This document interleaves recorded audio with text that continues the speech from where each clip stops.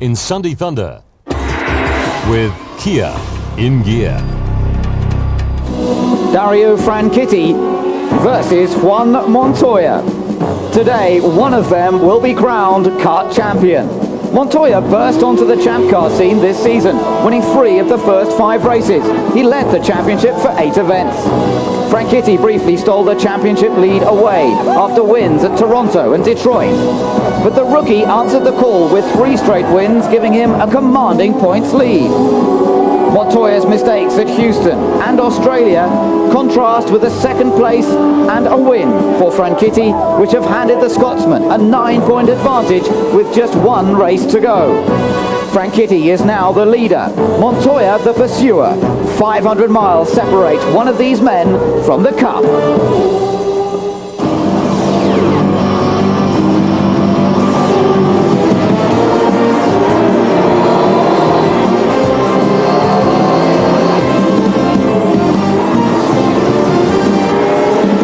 Under the watchful gaze of the San Gabriel Mountains, we're all set for the final round of the 1999 FedEx Championship Series. Thank you for joining us. It's Ben Edwards and Jeremy Shaw as we wait to see whether Juan Montoya or Dario Franchitti will become the 1999 champion. Just 9 points separate them coming into this race. And Jeremy, it's been a seesaw battle between the two of them this season. Oh, it absolutely has been. It's been a fantastic duel between these two. There were a few other contenders there in the early part of the season. They fell away, and it's now 9 points between Franchitti and Montoya. Well, let's take a look at the scenario in the championship. For Dario to win the title, if he finishes 3rd or better, no matter what Montoya does, Dario is champion. For Juan to win it, he needs to finish 6th or better, plus the bonus point if Dario doesn't score anything. So it is tougher for Montoya than it is for Franchitti.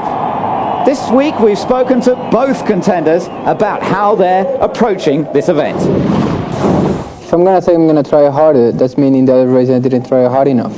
I'm very comfortable in the ovals this year. I'm upset I haven't won one yet, and I think this would be a good place to get that first win. It'd be nice to win it before, it'd be nice to win it now, but you know, we're in a difficult position, but we're gonna give everything. I think both Juan and myself deserve to win it, and only one of us is going to be disappointed, and I just hope it's not us. Let's just take a look at their season in terms of statistics. Of course, Juan Montoya has the advantage in number of wins. Look at that, he's had 7 wins as opposed to Dario's 3. But when you look at positions 2nd through to 5th, that's why Franchitti is leading this series, because 9 times he's finished between 2nd and 5th, only twice for Montoya. That's right, and consistency is so important in winning any kind of championship, and that's particularly true this weekend. Dario Franchitti has been very, very fast on just about every type of circuit. On pole position this weekend, though, Jeremy, it's neither of them. It's Scott Pruitt, first ever pole for Toyota. A brilliant performance for the veteran. In fact, this is the last weekend of Champ Car racing for Scott Pruitt. Next year, he switches to the NASCAR Winston Cup. But he's going out on a high by taking pole position here this weekend. We knew going into it that we had to get it as loose as we could get it. And I got 1 lap out of the car, and then I went pretty loose after that. So we didn't scrub any speed. The car ran good, great for Toyota, great for Pioneer, and being my last race here, I mean, in kart, couldn't go off any sweeter. Tremendous performance from Pruitt and from Toyota, and big news this weekend is that Chip Ganassi will be switching to Toyota Power next year, and not with the secondary team, with his main team. He will be using Toyotas and not Hondas in the year 2000. So that's one of the big stories. There are others to talk about, but first of all, let's take a look at today's starting grid. Scott Pruitt then on the pole position. Alongside him is the man who was the star of the show at the Michigan 500 until the last corner. On the 2nd row, the Juan Montoya, the first of the championship rivals. He's ahead of Franchitti on the grid. Vassar is alongside him. On row 3, Brian Hurt, who struggled on the ovals a little bit this season, but right up at the front this weekend. Michael Andretti, sure to be fast this afternoon. On row 4, Patrick Carponche, the fastest of the Mercedes contingent. Alongside him, the championship leader, Dario Franchitti. Christian Fittipaldi is 9th on the grid. He won at Road America this year. 10th, his best starting position this year for the man leaving after this race, Al Unser Jr. Next up, the winner of the Michigan 500 on a very similar track, Tony Kanaan, and Gilles de Ferran, who suffered an accident in qualifying, but not a serious one. Row 7, Adrian Adrian Fernandez, he didn't like his 99 car, he's using a 97 Reynard today, and Alex Barron back for Marlboro Team Penske. On row 8, Robbie Gordon and Cristiano D'Amata, 2 Toyota engines, Gordon in the Eagle and D'Amata in a Reynard. On row 9, the 2-pack West cars. Again, Mercedes power confirmed for next year, so is Maurizio Guterman and Mark Blundell. They'll be together. Paul Tracy's further down than expected on row 10 of the grid, and Helio Castro Neves discovered last Friday that Hogan Racing is closing for next year. Richie Hearn in the 11th row. He is only 7 tenths away from the pole sitter. Naoki Hattori survived an incident on Friday. Row 12, PJ Jones, the second Patrick Carr, and Dennis Vitolo. And then we get towards the back. Raul Boesel appears again for All-American Racers in Dan Gurney's Eagle chassis. Michel Jourdain is towards the back as well this time. And on the last row on his own is Greg Moore. Now, Greg Moore had an accident yesterday on his pit scooter, would you believe it? He's broken a bone in his right hand. He's using a special cast and a specially adapted steering wheel. And Greg Moore, therefore, has to start from the back. He did not put in a qualifying time yesterday. Keep an eye out for the man who finished second here last year. But the big eyes, the main vision here is on the championship battle between Franchitti and Montoya. We'll be right back with more after the break. Sports coverage of this grand finale to the 1999 FedEx Championship season. Looking down over this 2-mile superspeedway, we're about 40-50 miles due east of downtown Los Angeles, Southern California, and it's typical Californian weather this afternoon. Bright sunshine, really a glorious day.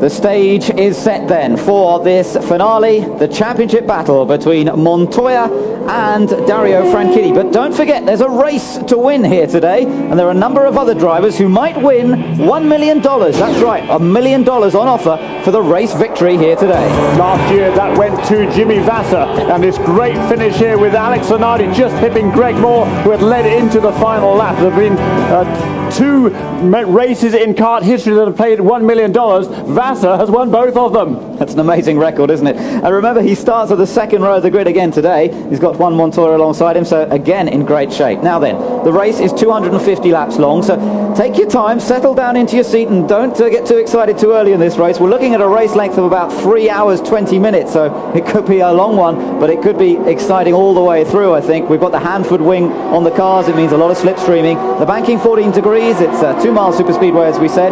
Jeremy, just talk about the track a little bit. Yeah, we saw how steep the banking was at either end. 14 degrees, 11 degrees on the front, curving straight away, and speeds of around about 240, or just up to 240 at each end of the track, so to speak, and cornering speeds somewhere in excess, perhaps, of 225 miles an hour. That's really in qualifying trim. I would expect in the race pace this afternoon, I would think they're going to be doing 223, 224, maybe something like that, at least in the early stages, and then we'll see what happens as the race builds toward a crescendo later on. Big crowd here. You can see in the bottom part of the picture the huge grandstands that run along the front stretch. It's a D-shaped oval. That front stretch is the curve of the D. The back straight is the straight edge of the D. And the corners at either end of the track slightly different in nature. The drivers reckon it's easier to overtake through turns 3 and 4 perhaps than it is through turns 1 and 2. Looking quickly at the onboard cameras here, Cristiano D'Amata, one of those with an onboard. Adrian Fernandez as well. Michael Andretti. He's led on both previous occasions the race has been held here at Fontana, but crashed out spectacularly last year. Here we are then, getting ready for the start of the final race of the season. Pace car is in the pit lane, and Scott Pruitt and Max Papis lead the field around, coming through turns 3 and 4 now, building up the speed gradually. Scott Pruitt, the veteran who was starting his final champ car race before going to NASCAR. A great day for him as he starts from Toyota's first ever pole, but how long can he lead as they take the green flag? Max Papis on the outside, Brian Herter on the inside, and diving through on the inside, Montoya down low, Vasser up high, and the 2 Ganassi cars immediately coming to the front as Max Papis has the advantage. Pruitt is going backwards from pole position, and now it's Papis and Michael Andretti dropping down on the inside there into second. Montoya down close to the inside as well, and it's all happening immediately on this opening lap. Good grief. Montoya really taking a lot of risks there for the opening lap of the most crucial race of his career, but he is in there, well, third or fourth, or third, fourth, third, back up into fourth. I don't know what you call it, Ben, but great racing. There goes Michael Andretti. Once again, he moves to the front straight away and into the lead on lap 2. The Swift chassis with a Ford engine takes over the lead then from the Ford-engined car of Max Papis in second place, then the Honda power of Juan Montoya. It was Montoya at the line just in third place, then it's Vassar in fourth place and Franchitti in fifth place. Good start from Dario Franchitti as well. Good opening lap from him, but remember, long way to go in this race. Slipstreaming is the key. A number of pit stops. We could see between 6 and 8 pit stops in this race. Lots of potential for problems in the pits.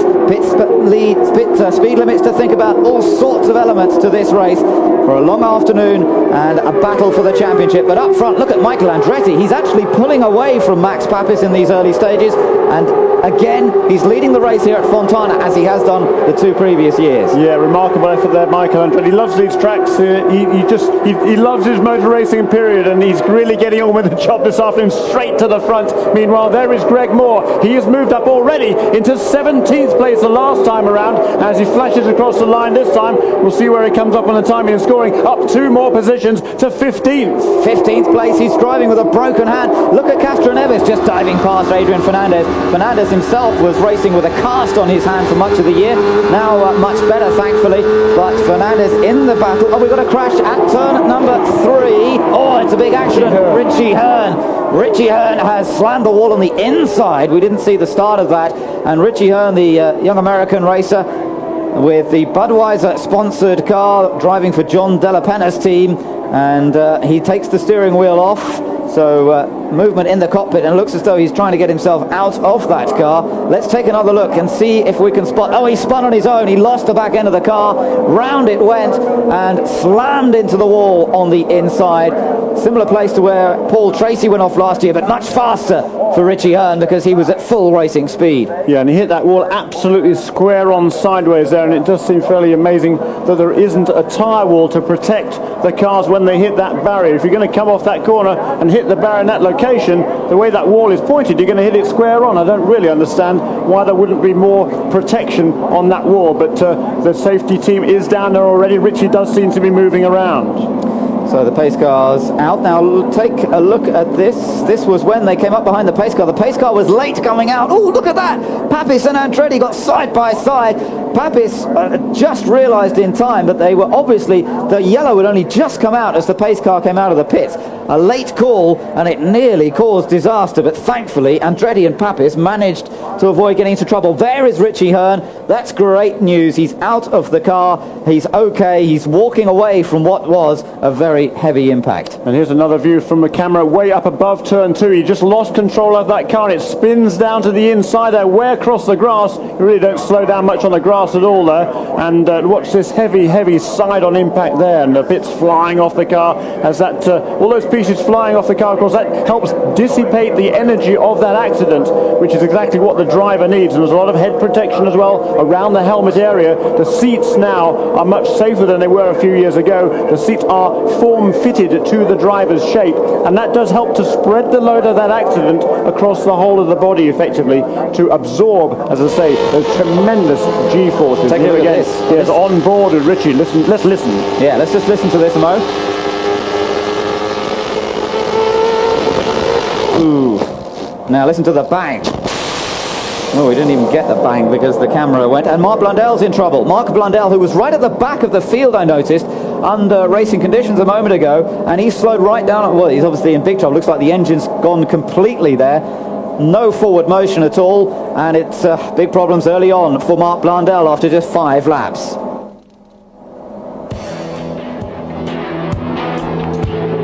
Well, a big crash there for Richie Hearn, and this a season that's had its moments, good, bad and ugly.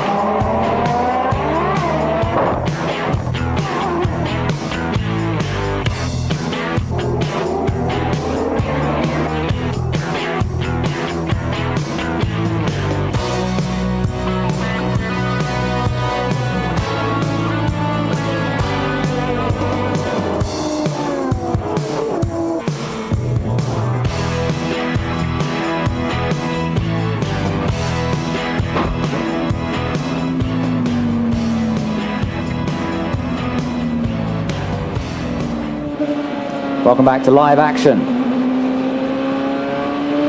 On board with Michael Andretti. He is our race leader. We're under the first caution of the day here at Fontana, and that was as a result of the accident to Richie Hearn. Now, Mark Blundell's restarted. That's interesting. He was given a tow by the safety car. And Jeremy, did he actually stop in the pit lane, or did he simply... Just at the entrance to the pit lane he stopped, in actual fact. I had to get a tow start. Not quite sure why it would have just stopped on him. They'd completely died, obviously. They got it refired, and he is back on the track again. That's the good news. The bad news is, of course, he is 2 laps down. Doesn't take long for that to go wrong, does it? 2 laps down. Let's take another look at what happened to Richie Hearn here. Look at the background, red car, on his own, really. He was behind Guterman, but wasn't right behind him, and lost the back end of the car, spun across the grass, dry grass, thankfully. That's one thing, I suppose, here in California, but it didn't slow him down very much. Look at the impact he had with the concrete wall. As you say, Jeremy, completely side-on impact there, but we've seen him walk away. He is okay, and that's good news, because he's getting married in November, so it's just as well that he's been able to walk away safely from that accident. Richie Hearn completing his season by getting married to his longtime girlfriend, and I should think he'll be glad to have got out of that one safely. Yeah, he and Brenda, a great couple, those two, really good fun, and great to see that Richie is unhurt in that accident. They live out in Las Vegas, or Henderson, in fact, Nevada, one of the suburbs of Las Vegas, and here, though, is Juan Montoya. He is in 3rd place at the moment, and Dario Franchitti, his pretender for the championship, if you like, is 2 places farther back.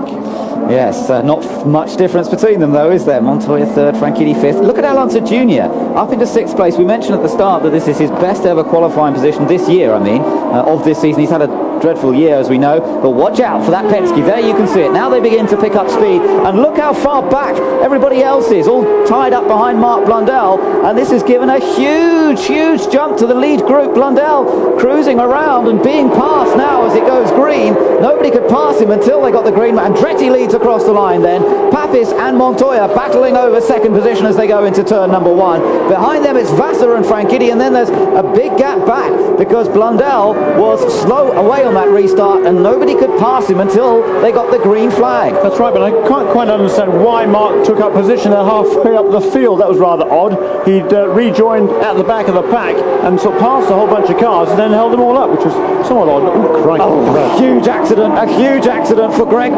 We don't know yet. It's one of the 4 size cars, and we don't know yet whether that's Carpentier or Greg Moore, but a huge accident now. I think it's Greg Moore, because I'm looking here and watching the cars come past. There is Patrick Carpentier just come past us here. He is behind Tony Kanaan. They're running 9th and 10th. There is Carpentier, you're right, and it is Greg Moore, and that is horrific. The whole car has split apart. Remember, Greg Moore was racing this weekend with a broken hand. He broke a bone in his hand just yesterday morning, after an incident in the paddock where his pit lane scooter, he was running his scooter towards pit lane for the warning warm-up, and he was actually hit by a car moving into a car parking slot in the paddock area, and he put his hand down to protect his head, he said, and ended up cracking a bone in his hand. Now, he ran yesterday afternoon for some 3 laps to see whether the cast that they built would work okay, and everything seemed to be okay. He was happy with the way he felt about it. I know you saw him, Jeremy, didn't you, yesterday evening, and he seemed reasonably confident about using that cast. That's right. He went out for just a handful of laps yesterday afternoon after there was a NASCAR truck race was on during the afternoon, and after that Greg went out for a few acclamatory laps, if you like, just to see how comfortable he would be. They had, as you say, modified the steering wheel, and he was pretty comfortable. He was going to carry on there and did start the race, but as we've seen, a big accident there. We'll be right back. Welcome back to Eurosport's coverage here at Fontana. We're under caution after an accident to Greg Moore, a very heavy accident indeed, coming out of turn number 2, and that was the same area that Richie Hearn had his accident a few minutes ago. And as we can see, the safety crews are working hard down there, but the car hit the wall extremely hard. Engine and gearbox broke away from the tub. Now, the car is designed to do that to a large extent, to absorb the energy. The car breaks in half. The survival cell around the driver is the key area, of course, and usually does an incredible job of protecting the driver. Michael Andretti leads the cars around on this pace car period, the caution period caused by Greg Moore's accident. There is the scene once again, looking down over the debris from Greg Moore's huge accident. He hit that concrete wall on the inside, lost control. Now, we haven't seen exactly what happened. We believe he lost control on his own. We don't believe another car was involved. Perhaps a similar accident to the one that we saw for Richie Hearn when he lost the back end of his car. Turbulence is a major factor in this kind of race, Jeremy. They're running the Hanford device again. Now, this is a rear wing device which allows for a lot of slipstreaming. It produces much more drag and less downforce effectively than the old rear wing, but that does cause quite a lot of turbulence, doesn't it, behind the car? So if you're following somebody, you lose a great deal of downforce. Yes, you do, and particularly with the draft that you get on these cars, they really get a big slipstreaming effect, and when you're following another car, it sucks you right in there behind another car, and then when you get right close to behind another car, there is effectively no aerodynamic influence on the front wings of your car, so you tend to lose then the front end. And if you're coming out of a corner in that situation, if the front end is not really breaking any air, so to speak, the air is flowing around the car and not really getting onto those front wings, so the front end tends to go a bit loose, so to speak, and the car tends to slide, and then you start getting the car then breaks off into oversteer. So it initially starts to understeer, by which I mean the front end tends to wash out towards the wall, and then the rear end comes around from there, and you then get into a spin situation. And I think that is what happened to Greg Moore, and a heavy impact with the wall. Fingers crossed here. So there is the overhead views once again. This is, we understand, a very serious incident. Michael Andretti continuing to lead the cars around, and of course we will keep you posted as soon as we have any news. We don't have any news as yet on Greg Moore's condition, although we believe it is a fairly serious situation down there on the exit of turn 2. The race so far, of course, had been very tightly fought up front. Montoya just moving up into second place before this accident had occurred. Max Papis running up front. We saw a number of cars moving up through the order, some dropping back as well. Poleman Scott Pruitt had dropped down to 8th position by the time this caution came out. In fact, Paul Tracy was one of the main gainers of places. He'd moved up from quite a long way down the field. 19th place. Tracy had moved up into 11th position. So good progress from him. And Helio Castroneves had also been on the climb. But interestingly, both the championship rivals, Montoya and Franchitti, both were running in the top 5. That's where they are now. Montoya second, Franchitti in 5th, as they continue to follow the pace car around. But everybody aware of the situation, obviously, down there at turn 2. And a great deal of concern in the Forsyth pit area. Greg Moore's team keeping an eye on the monitors, trying to find out some information at this point. And there is one of the ambulances here at the California Speedway making its way to the infield medical center. There is a very well equipped medical center here at the track, and there is also CART's own medical center as well that travels around to all the FedEx Championship Series races. It is absolutely fully equipped, and it is set to cope with any kind of emergency, whatever it may be. And the situation is that in the event of an accident, the driver will first be taken to the trauma center there. His situation will be stabilized, and if necessary then he will be taken to a hospital. 15 laps have been completed in this race from Fontana. It's the season finale from Southern California, but everybody concerned at the moment for Greg Moore, who has crashed in the early stages of this race. There, parts of the car, the back end of the car, being taken away by crane. Moore has been taken to the medical center now, and as soon as we have any reports on his condition, we will, of course, keep you up to date. Andretti leads the field around then. Montoya, Papis, Vassar and Franchitti behind. I see that Mark Blundell has just come into the pit lane again, and Mark's having a dreadful afternoon so far. He didn't run quickly at all at the start of the race, then stopped on the entrance to the pit lane, and now he's just come back into the pits again. There he is, and in fact has just come out of the pits once more. Now, whether that was a speed penalty, it could have been from his earlier stop, I suppose. No, the speed penalty actually would be served under green, or he would actually have to go to the back of the pack, one of the two, depending on what situation it was. But he is now, I believe, 3 laps down actually, so he's lost another lap since he came to wall. And look, look at that, that tells the tale there. You can see there, after that little bit of asphalt where the infield rose course comes out, it's really more a testing track than a racetrack. I'm not really quite sure why it's there,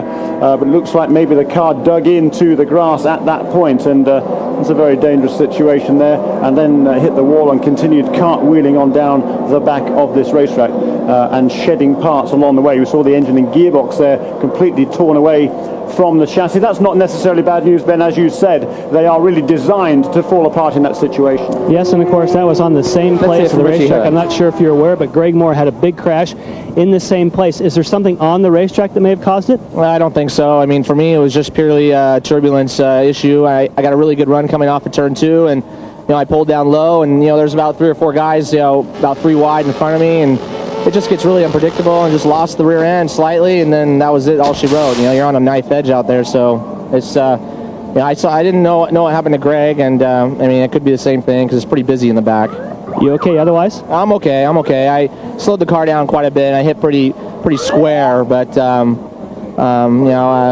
it's just a bad day for the Budweiser team. All right, we look forward to seeing you back next year, and hopefully that Toyota is looking good. It'll look good in the year 2000. Thank you. Yeah, I look good today. It's looking good right now, but hopefully next year will be even better. Thanks, Richie. All right, thank you. So Richie Hearn back next year, although the Budweiser sponsorship will not be part of that team anymore. That deal has come to an end now. There you can see the monocoque of Greg Moore's car being brought back towards the paddock area. Michael Andretti is race leader. Just 17 laps have been completed here at the California Speedway. On the caution period here as a result of Greg Moore's serious accident at turn 2, and in fact it looks as though Moore has been taken away very quickly from that scene. Let's just take a look now at the field summary at the moment. Andretti, our race leader from Montoya, Papis in 3rd place, then Vassar, Franchitti, Unser Jr. up there in 6th, Pruitt, Herta, Canaan, and then Carpentier in 10th place with Paul Tracy and Gilles de Ferran into 12th. Tracy moving up very well there from 19th. He was at the start, up into 11th already. Robbie Gordon there running well also in his Toyota engine car, just ahead of Cristiano De Mata and Elio Castroneves. And Christian Fittipaldi, he's fallen back somewhat. He started 9th and is back now in 16th place. Jones, Fernandez, and then behind Fernandez, all of these guys have actually made a pit stop during this caution. Bozell, Jourdain, Vitolo, and Mauricio Goucher, and also Alex Barron have all been into the pits during this extended caution.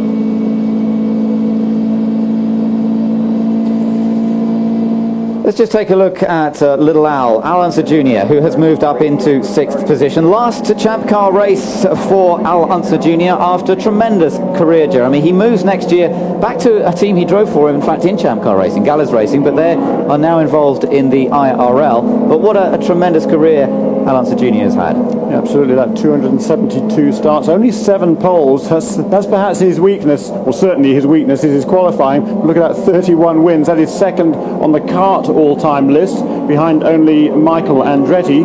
Of course, IndyCar wins overall. The top leader there is AJ Foyt with 67, followed by Mario Andretti with 51. But these guys are not far behind them at all. There's a lot more races perhaps in the 60s than there were in the 70s and 80s. And Michael Andretti there, he won a championship already with Gallers Racing in 1991. That was the first of his kart series. And as you say, back to Rick Gallers' team for the 2000 season, and he will race in the IRL. He's certainly struggled the last couple of years in here, and whereas if qualifying is a weakness, a few years ago it really wasn't too much of a problem. Michael Andretti really himself also decided to concentrate more on race setups rather than qualifying setups for a while, just to make sure the car was consistent during the races, and really that's been a trademark of his close friend Al Unser Jr.'s whole career. Well, nowadays, if you don't concentrate also on qualifying, you start way back in a pack, and as competitive as this series now is, it just makes it that much more difficult to make up that ground and get up to the front.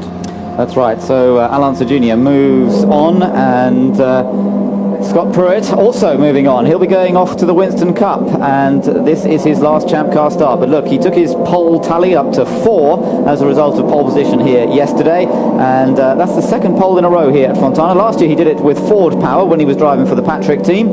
This time he's taken really a crucial pole, and it's one that will go in the history books, of course, because it's Toyota's first ever pole. It's their 4th season of their engine program in champ cars. It's been a tough season. They've had a lot of unreliability reliability problems, but they have kept at it, and they have certainly upped the program. In the pits, by the way, there you're watching Patrick Carpentier. Carpentier, Moore's teammate, of course, reporting some sort of throttle problem, I gather, with that car. So he has brought it into the pits, and he was running in the top 12, remember, but now that drops him down the order. And we gather that there's just one more lap now till the green flag comes out again.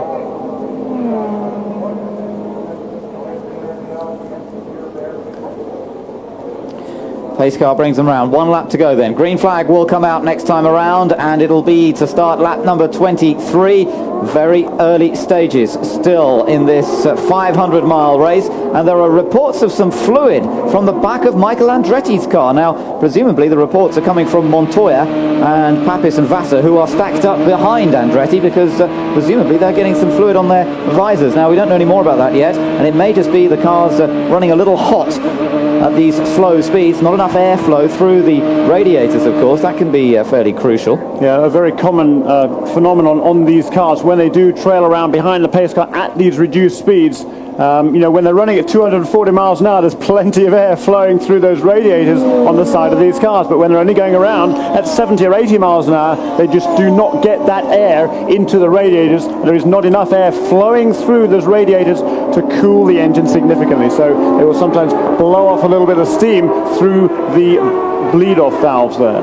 We're waiting for the green as they accelerate through turns 3 and 4. Michael Andretti really standing on it very quickly there to get away from Montoya. Now remember how well these two worked together at the Michigan 500. Across the line they go at the restart. Lap number 24. Look at Montoya. What a tremendous slipstream he's picked up. Pure slipstream that was. Just the hole in the air that Michael Andretti had created, used by Juan Montoya to slipstream past. Now I wonder if we'll see them work together again. We may well do. They worked so effectively together at Michigan in the early stages. They perhaps didn't work so well together in the latter stages and allowed Max Papis to get away a little bit. And early stages here, I think they will tend to team up a bit. Yeah, I'm not sure about working together. I think they just both want to lead as many laps as they can. Of course, you know, leading that one, if he can lead most laps, that is an extra championship point, and that could be crucial in the end of the day for Juan Montoya. That's why he really does want to get to the front. Michael Andretti, well, he always wants to be at the front. Yes, he loves to lead, doesn't he? He loves to win from the front. The Swift chassis running well. A winner this year already, but Michael Andretti would love to take the final win of the 1999 season. There is Scott Pruitt, the pole sitter, dropped away very quickly in the first few laps, but he now holds on to 9th place and seems to be running relatively happily there. Tony Kanaan, the winner of Michigan, is right behind him in 10th. Then Gilles de Ferran in 11th. Cristiano de Mara is 12th, ahead of Helio Castroneves and PJ Jones. Now, Franchitti is running well. We're looking there at Anse Junior, just being passed by Paul Tracy. Absolutely, by Paul Tracy. Paul Tracy made a great restart. He passed 4 cars at the restart. He has now got past Alonso Jr. There goes Franchitti out of our picture. Here now is Paul Tracy up into 6th position after starting 19th. Really a man on the move. Yes, and he looked confident this morning, talking just before the warm-up. He was very confident, relaxed, didn't seem too bothered that he hadn't qualified that well. Yesterday he seemed a little bit more concerned. They basically put a bit too much wing on the car in qualifying. It had got more windy. He went out just after Gilles de Ferran had had his accident, and I think the crew got a bit nervous. They thought, well, we better put a bit more wing on. The wind conditions have changed. When he went out there, they discovered they put too much wing on, and it was just slow down the straights, and he did not qualify well. Today they've come up with a good race setup, obviously, in these early stages, with a fairly full tank of fuel on board, and Tracy picking them off one by one, and now he's going to be soon in a position to perhaps help his teammate, Dario Franchitti. But just remember that Tracy and this man, Michael Andretti, are at the moment seriously involved in their own battle for 3rd place in the championship. And Michael Andretti really running a fast pace at the front of the field. He's running average speed laps of 230 miles an hour. I'm surprised that he is going so fast so early in this race. It really is a very hot pace that he is setting at the front of this field. Yes, and he's doing it on his own. He's got no cars to help tow him around. He's in clean air, and yet he's still able to pull away from Montoya in 2nd position. Papis in 3rd place. Then it's Vassar in 4th. Yellow, we've got another caution, and it's at turn number 4. Something at turn 4 on this occasion, and it's Alonso, I believe. It's one of the Penske's. It's Alex Barron. It's the other Penske. It's Alex Barron taking another start in the Penske here this weekend, but it is Barron who has crashed against the wall. He's wiped off the right-hand side of the car, and boy, we are seeing a number of accidents. We saw a relatively clean series of practice and qualifying sessions, only 2 accidents, and one of those was very minor, and now already in this race we have seen 3 heavy impacts. He's out of the car, that's good news. Alex Barron, the man who raced for Dan Gurney's team for a while. There, by the way, is Greg Moore being helicoptered away, and he will be taken to the Loma Linda University Medical Center. That is the nearby medical unit that they are using this weekend. Barron, meanwhile, is out of his car, and a great shame for the young American, who is a very impressive driver, but perhaps hasn't had the equipment to prove what he can do. He's a former Atlantic champion, moved up to champ cars with Dan Gurney's team. Let's take a look here and identify what happened. There he is on his own, and the back end came out. He corrected, and that classic thing then, it went up the banking towards the wall and smack with the rear wing. And a good save there by Alex Barron.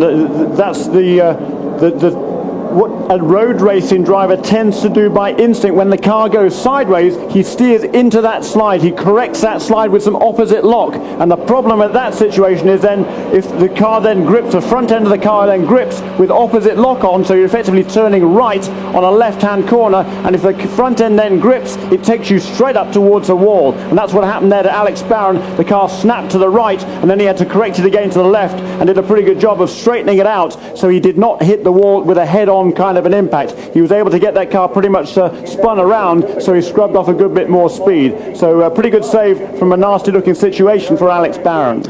You're just looking briefly there at the spotters on top of the grandstand, just above our heads, actually, where our commentary box is. They're radioing through to their drivers to watch out, what to look for when they're clear of another car, that sort of thing. You saw Rick Mears up there. He works with Team Penske, former driver for the team, of course, former champion, great driver in his own right. Nowadays works in an advisory capacity for Team Penske, and saw his nephew almost win the Indy Lights Championship here today. Casey Mears came close to winning the title, but in fact the title went to the Spaniard Oriol Servia. So celebrations in Spain tonight for Oriol Servia, the new Indy Lights champion of 1999. But big story also that Johnny Kane took his first win in the Indy Lights Championship, and he drives for Team Green, Jeremy. So Team Green seem to be having quite a good weekend so far. That's absolutely right. And on Thursday, Team Green also won the inaugural Craftsman Pit Crew Challenge, which is a pit stop contest. It runs over the whole season, and then the 4 leading contenders during the season got together on Thursday for effectively a shootout. They had to make 2 pit stops each, and Paul Tracy's number 26 crew, that's Tony Cotman and the boys there on that car, came out the victorious in that contest and pocketed a very nice $50,000. Thank you very much. Yeah, well, good work from Team Green to win that competition. They've also taken the win in the Indy Lights race, not the championship, but the actual race here today with former British Formula 3 champion Johnny Kane. And now we are going to see the first round of pit stops. Into the pits leads Michael Andretti, Montoya behind him, and remember, 50-mile-an-hour speed limit. Now, they were warned yesterday by Wally Dallenbach, the chief steward, not to get too marginal on those speed limits, because they are going to penalise them tightly if they go over the 50-mile-an-hour limit. They will be given a drive-through penalty. And he said to the drivers, look, many of you are getting so close, it's very marginal, so tell your teams to set those speed limit buttons at below the 50-mile-an-hour mark. You can see there that Montoya's speed limit button seemed to be a fraction faster than Michael Andretti's, but let's see whether that helps him get out ahead. Michael Andretti, top of your picture. Is he going to get out ahead of Montoya? No, Montoya's out first. Papis, I think, is no, Andretti and Frank Kitty. Is that Frank Kitty? I think it is, who's come out in second position as they get to the blend line. Now, I'm not sure if that's Frank Kitty or Tracy. We'll have to check that. I would imagine that it was Frank Kitty, but it may well have been Tracy if they got a really good stop. We'll check that as soon as we get a better view as they come back out onto the back section of the track. I think it's Tracy, actually. I think it's Paul Tracy who's moved up into second position. So that was really a remarkably quick stop for Team Green. Yes, it is. It's Paul Tracy who has moved up into second position there. And a bit of change with Montoya now taking over the lead of this race, and Michael Andretti back into third.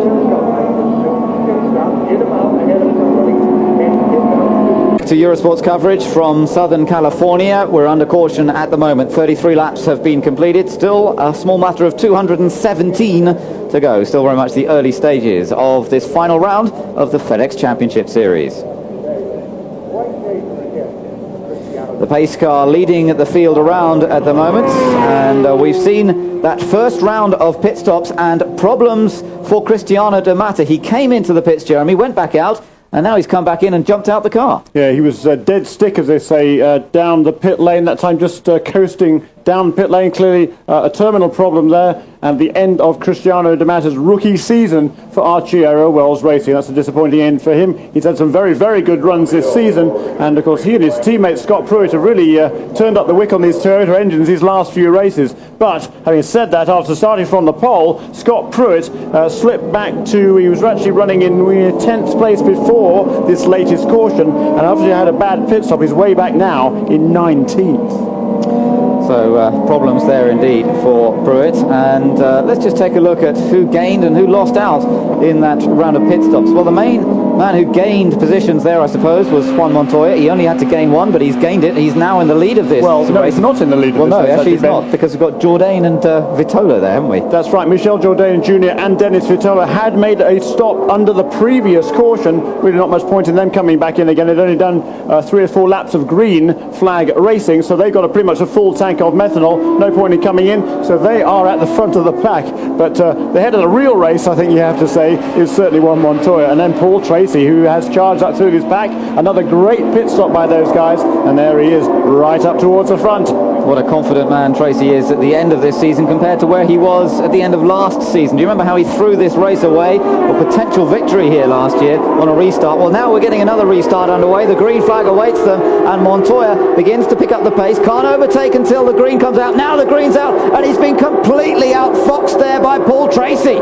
Tracy got the timing perfect and takes the lead as they go across the line, before the line in fact. Montoya picks up the slipstream though and comes back at him as they go into turn 1 and 2, and Michael Andretti's in behind those two of them and right in the battle as well. Look at the cars moving, working their way out towards the wall, and now Michael Andretti's got the chance to pick up the slipstream. Has he? Not quite, to pass Montoya into turn 3. No, not quite close. Look at that car there moving around a little bit there as he turns into the corner, and Montoya's car there slid a little wide going into the corner. He has to get out of the throttle, and that enables Michael Andretti to go past. That was interesting. Yes, it was interesting. Jourdain leads, Michel Jourdain Jr. leads at the moment, but I can't think for much longer because Paul Tracy has caught up to the back virtually of the Peyton Coyne car. Meanwhile, look at onboard Michael Andretti. You can see they are working hard. Remember, the tyres relatively cold. They changed onto new tyres just before this restart. No tyre warmers, and look at Andretti so fast there into turn 3, and Montoya definitely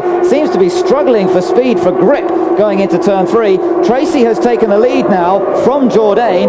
Jourdain now coming under attack from Michael Andretti, and meanwhile Max Papis is going past Juan Montoya. And Christian Fittipaldi also moving up into the picture as well. He now was dicing with Dario Franchitti as they went into turn 1. That is a battle for 6th and 7th. But look here, coming down into turn 4, that's Tracy in the lead. Michael Andretti to the inside of Michel Jourdain Jr. So now Michael Andretti retakes that lead where he was by quite a decent margin before the last caution period and the first round of pit stops. Remember, he had pulled away quite a good advantage before that point. Now he's got himself in front again. Let's see if he can do it once more. There goes Michael past Paul Tracy and into the lead of this race, and again he looks so quick on the early stint.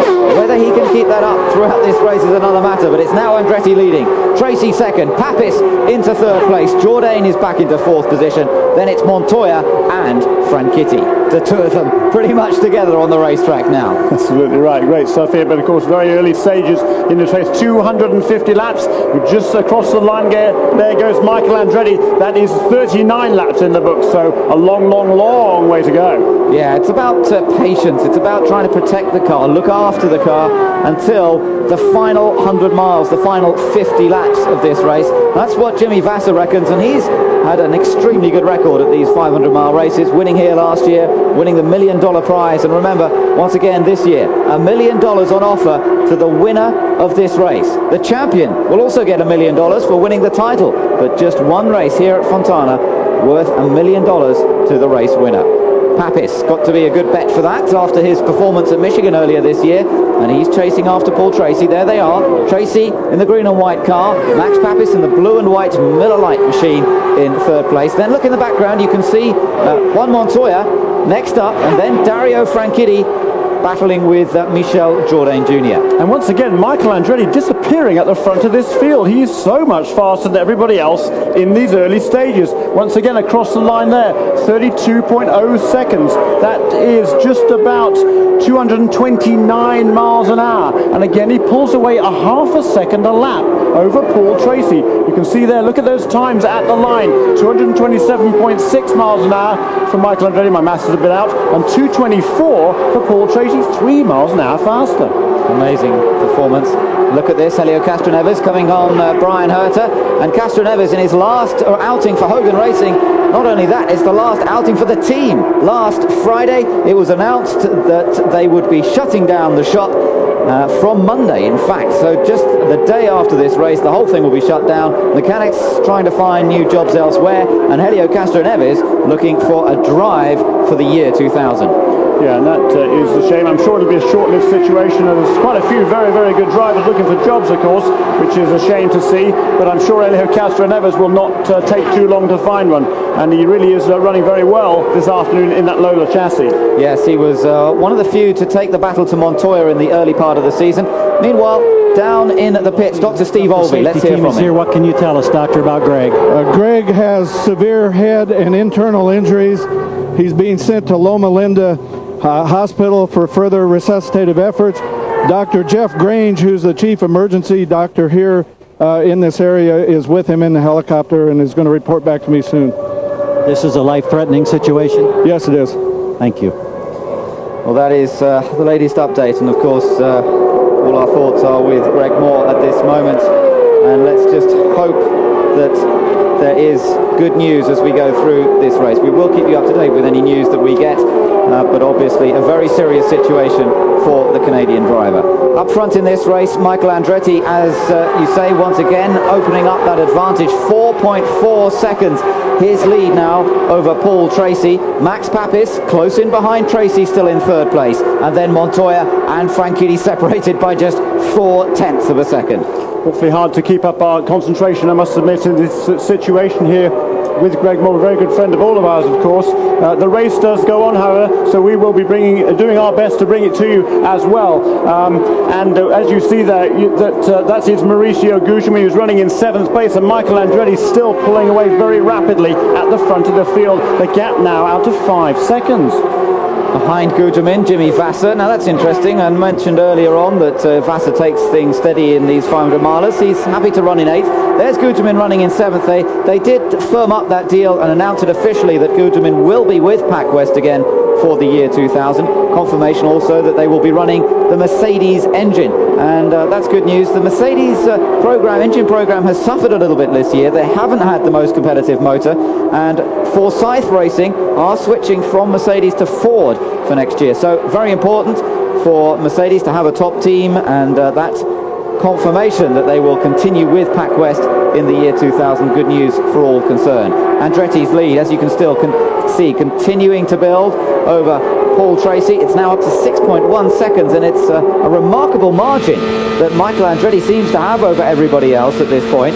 Using Ford Cosworth XD power, it's the last outing for this Cosworth XD engine. It's been on the scene for some 4 years, and it's been developed to its ultimate peak this year. A brilliant performance, but Ford were very proudly showing off their new engine earlier this weekend. Yeah, Bruce Wood, the designer of the XF and in fact the XD, was here on hand on Friday and very proudly, as you say, unveiling the new engine for next year. It is 55 pounds lighter than the current XD. A real state-of-the-art power plant there, an 18% reduction in weight. That is absolutely amazing. And the whole centre of gravity of the engine down 3/4 of 1 inch. 3/4 of an inch might not sound like a heck of a lot, but in terms of the weight of an engine and the balance of a racing car, that is very, very significant indeed, and Ford has huge high hopes for that engine. Pole sitter Scott Pruitt coming into the pits and reports the engine is running extremely roughly, and that looks as though it could be over for both the Arciero Wells cars, and that would be a great shame. We've seen Cristiano De Mata go out of this race already, and now there goes the Pioneer machine of Scott Pruitt in his final outing in Champ Cars. A great day yesterday, but sadly it doesn't look as though that success is going to be backed up with a good strong race finish here today. coasts into his pit box. He takes the steering wheel off. That's always the signal that it's all over. Pruitt has said, that's it. No way, boys, we can't continue with this. And unfortunately, his Champ Car career ends on lap number 50 of the last race here in Fontana. Well, a word of commiseration with the crew members. They've worked together this year and they've done a great job. They got that pole position yesterday. That was really the highlight of the season, no doubt about that. He ran extremely well at Surfers Paradise last time out as well. But for now, it's the Champ Car season and Champ Car career over for Pruitt. He can look forward to a new career, perhaps, in Winston Cup racing.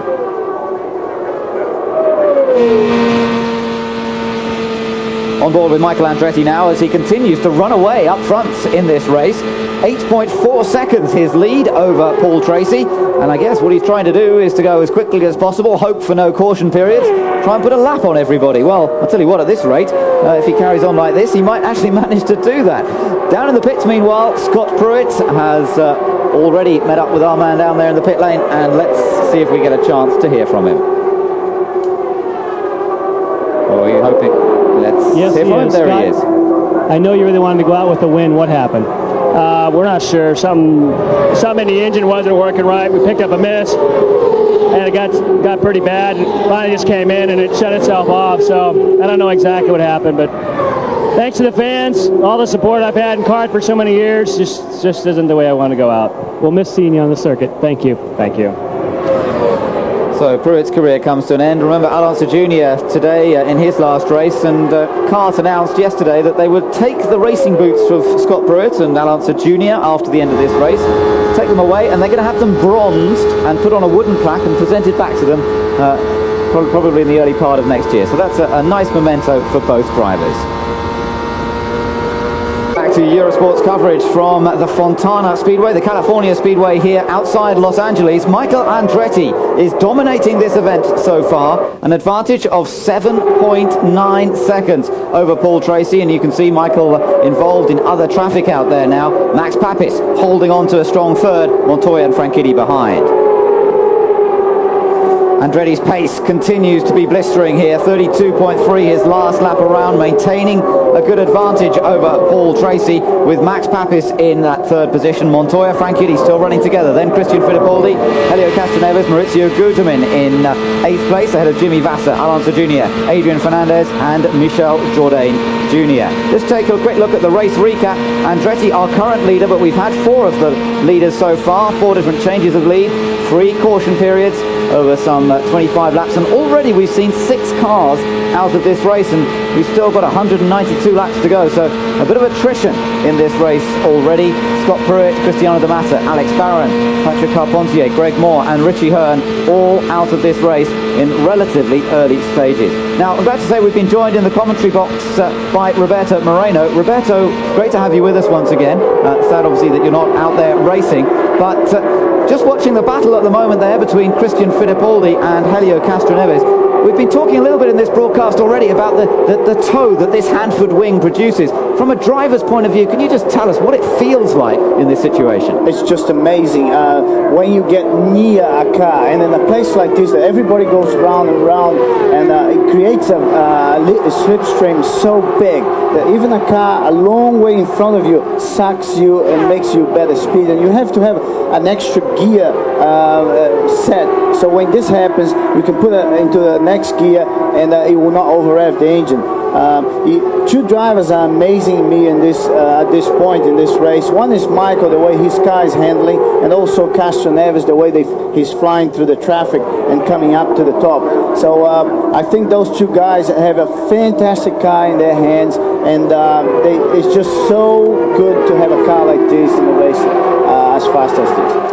Looks like there's some sort of problem though for Brian Herter. We're hearing it's some sort of fuel injection problem on that car, running the Ford Cosworth engine there, and he has lost a lot of pace in the last couple of laps, dropping down the order. He's now down in 18th position. Well, he was last time across the line, and it's not proving to be a good day for Brian. No, that's right. The last sort of 8 or 10 laps he was slipping back fairly steadily, and now really not up to race speeds at all, and he's already fallen 1 lap down, and will certainly go down more than that, and I think it looks like Brian Herder's day will shortly be over. But this man, Michael Andretti, comes up now to put a lap on PJ Jones. PJ Jones is running in 15th place, and he is just about to go 1 lap down. There's Mark Blundell. He's making another pit stop, and across the line there one more time goes Dario Franchitti. Franchitti in 6th place now, having just lost the position to Castro Neves. Yes, as Roberto mentioned, Castro Neves is on a real charge here in the Lola chassis with the Mercedes power, and Castro Neves is absolutely flying here this afternoon. He hasn't had a particularly good run of races in the last few, but today they've got a car that's working well in traffic, as you pointed out there, Roberto. And the interesting thing is his car's working well in traffic. Well, it looks like Michael's car is working brilliantly in clean air. Indeed, but Michael can also fight and get back to the front very quickly. So they both have a fantastic car in their hand.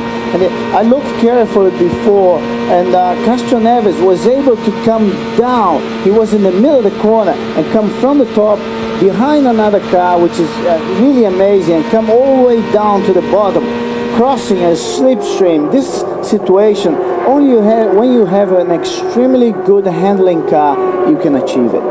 Well, it looks as though a number of drivers are pretty happy with their cars at the moment. There's Montoya. Now, he's running in 4th position, remember, battling for the championship here today.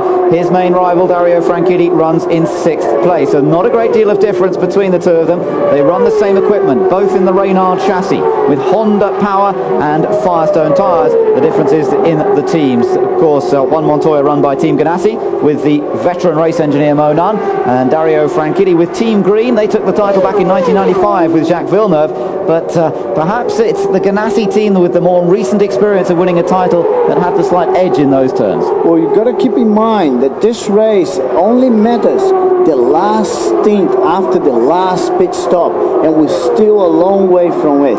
So the only thing we can see here is there's a couple of cars, Michael and Castro Neves, handling extremely well. But this, at this point, is only good relation to what's going to happen towards the end of the race, which is what it matters here. Yeah, that's right. And as you say, in some ways, all we're getting is an idea of who has a good setup.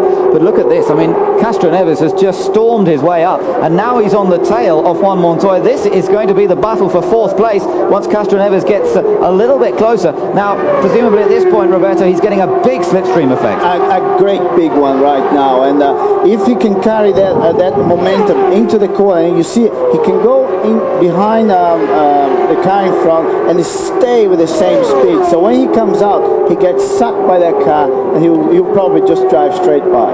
These two have battled before in the early races of this championship, particularly at the Nazareth race earlier on this season on the oval there, and now they're involved in the battle for 4th position. Not quite able to do it yet, though. Yeah, but it's amazing how close he can get to the car in front and go into the corner with it. This is amazing. So Castro Neves continues the battle. Behind in the background, you just saw a quick glimpse of Dario Franchitti. Franchitti running in a lonely 6th, but I think he'll be quite happy about that at the moment. His teammate Paul Tracy running in 2nd place. And remember that if Franchitti finishes up in the top 3, then he's got it all wrapped up, no matter what Montoya does. So he's just keeping an eye on Montoya, keeping in pretty close company with him. That's right, he is. And there's a couple of slower cars there. There's Mark Blundell on the outside, and Naoki Hattori keeping out of the way on the inside there. And there goes Juan Montoya, and also Castro Neves past Mark Blundell. And this is again the battle for 4th place on this track.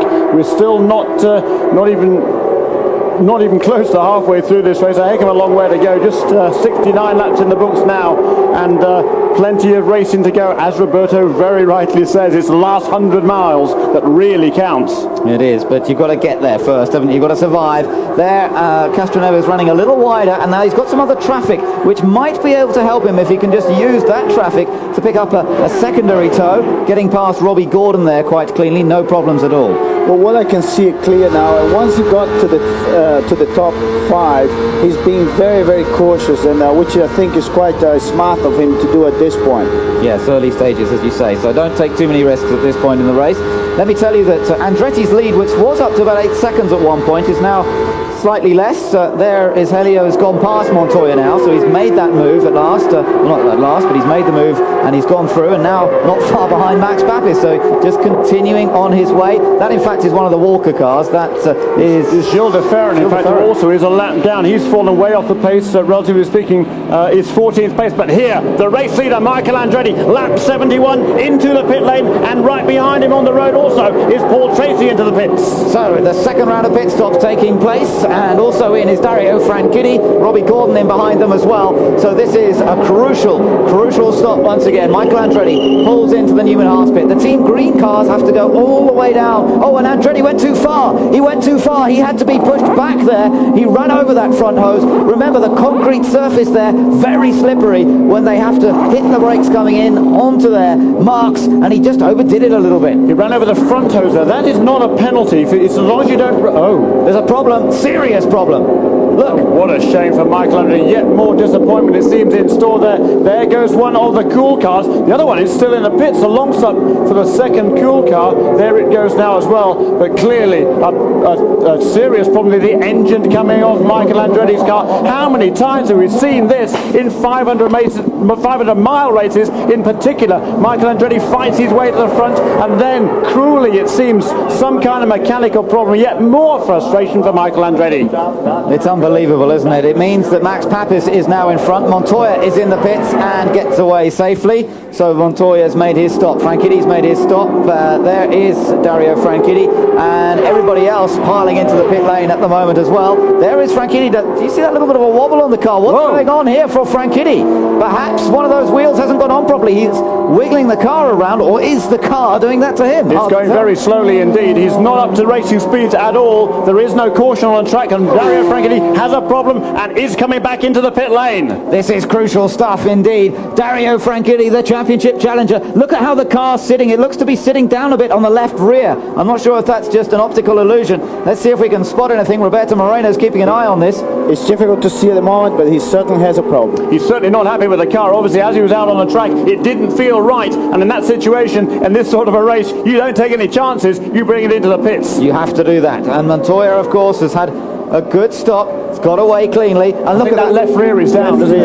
Yeah, the left rear seems to be punctured. Perhaps a whole set of tyres being changed. Yep. That's interesting. Well, you never just change one tyre. If you're going to change one, it's as quick to change all four. You might as well put a complete set of tyres on. They're already run these tyres, but now a problem with the right rear. Yeah, the right rear, they've got a trouble. They can't get the right... Now, finally, the wheel nut comes off, and eventually they get the new tyre on. Oh dear, this is costing valuable time. He will lose at least a couple of laps, I think, to the leaders. By the time he's back underway, it's Dave Popolart's on that right rear corner. He had a problem with that wheel. Don't know what it was. We'll try and find out for you. Meanwhile, Juan Montoya is back out on the track, and Christian Fittipaldi has not... Yeah, he's just been into the pits now and was leader last time around. And Max Papis now has taken up the lead of this race with 75 laps in the books. Wow, dramatic stuff indeed. Michael Andretti's in the pit lane, as we know he's out. Well, let's hear from him. It has to do with the rear brakes. We'll try to confirm. Did the brake burn through the brake lining, Michael? Yeah, from what I understand, the rear brake line's burnt from something, I don't know what. So the bummer, you know, the Kmart Texas car was running great. Ford engine was the most powerful engine out there, so you know we had the combination today. Had you run into any difficulties or anything that would give you concern for the rest of this race? Because it looked like it was just going so well. It was going good. We were a little loose in traffic, but we were going to make the adjustments. It wasn't bad, you know. It was going to be that a little here, a little there, and I think we would have really been gone, you know. So it's just truly disappointing. I feel bad for the whole Kmart Texaco team. And with it go any hopes of getting that third place finish in the championship points? So Michael Andretti out of this race. Max Papis is our race leader now. Paul Tracy second. Juan Montoya is third. Christian Fittipaldi now into fourth place ahead of Helio Castroneves and Adrian Fernandez. And Dario Franchitti is some 3 laps down as a result of that problem that he had. Disaster for Franchitti. Can he get it back? There's a long way to go in this race. Don't go anywhere. Stay with us.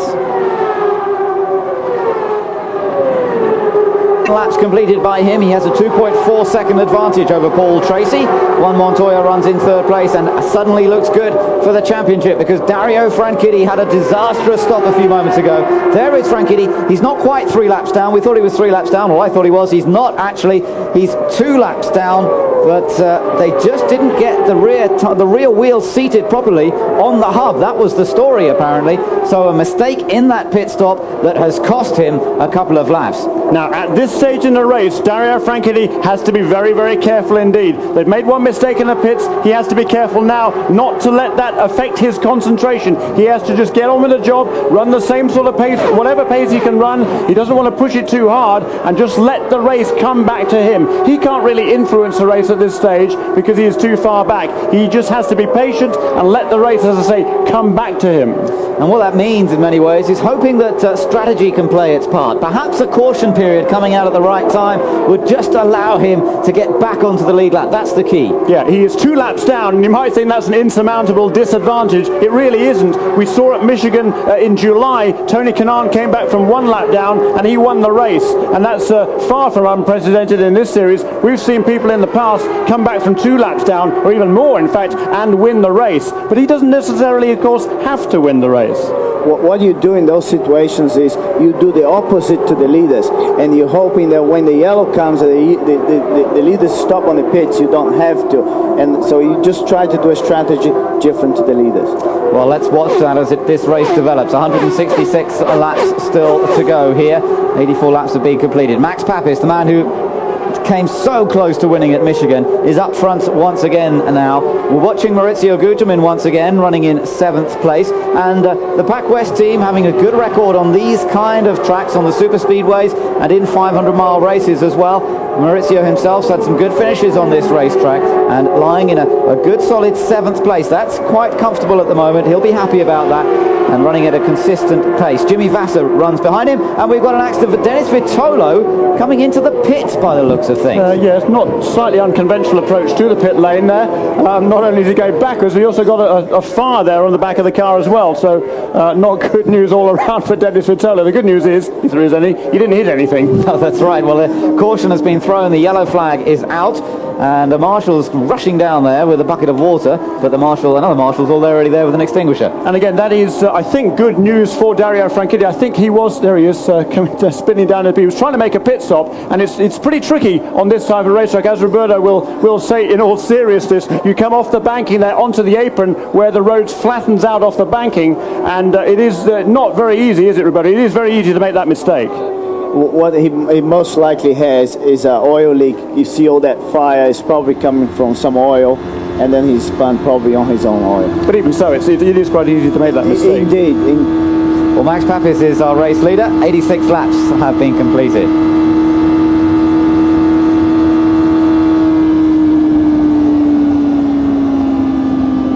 We're watching on board with Adrian Fernandez, just relaxing that right hand a little bit. So remember, that was the hand that he broke earlier on this season and ran with a cast on that arm for a while. Just relaxing the right hand, taking the advantage of a caution period here to just settle down a little bit, take some deep breaths, relax the hands on the steering wheel, which are clenched pretty tightly when you're doing 240, 250 miles an hour. Yeah, you're hanging on for grim death around this sort of place. It really is a fairly daunting experience. And of course, this caution was very good news for Dario Franchitti. As I said, he was running ahead of the race leader and only by 100 yards or so on the racetrack when the yellow came out. So as the pace car picks up the race leader, Dario Franchitti then is able to go all the way around the pack and rejoin at the back of the line. So effectively there, he has gained 3/4 of a lap in one fell swoop. And another couple of instances of that situation, and he can certainly be back in contention for a very good placing this weekend. Yes, but he may well need it because Montoya running in 3rd position at the moment, looking good in terms of the championship. But a long way to go in this race, still not at half distance yet. We're about 1/3 distance completed, that's all. It seems to be a long race. It is a long race, and there's plenty more to come in this one before it's all done. Helio Castroneves, as you mentioned earlier, Jeremy, lost some time in the pit stops, but running in a good 5th place at the moment, just ahead of Adrian Fernandez, as we take a look at the overhead view above this 2-mile California Speedway.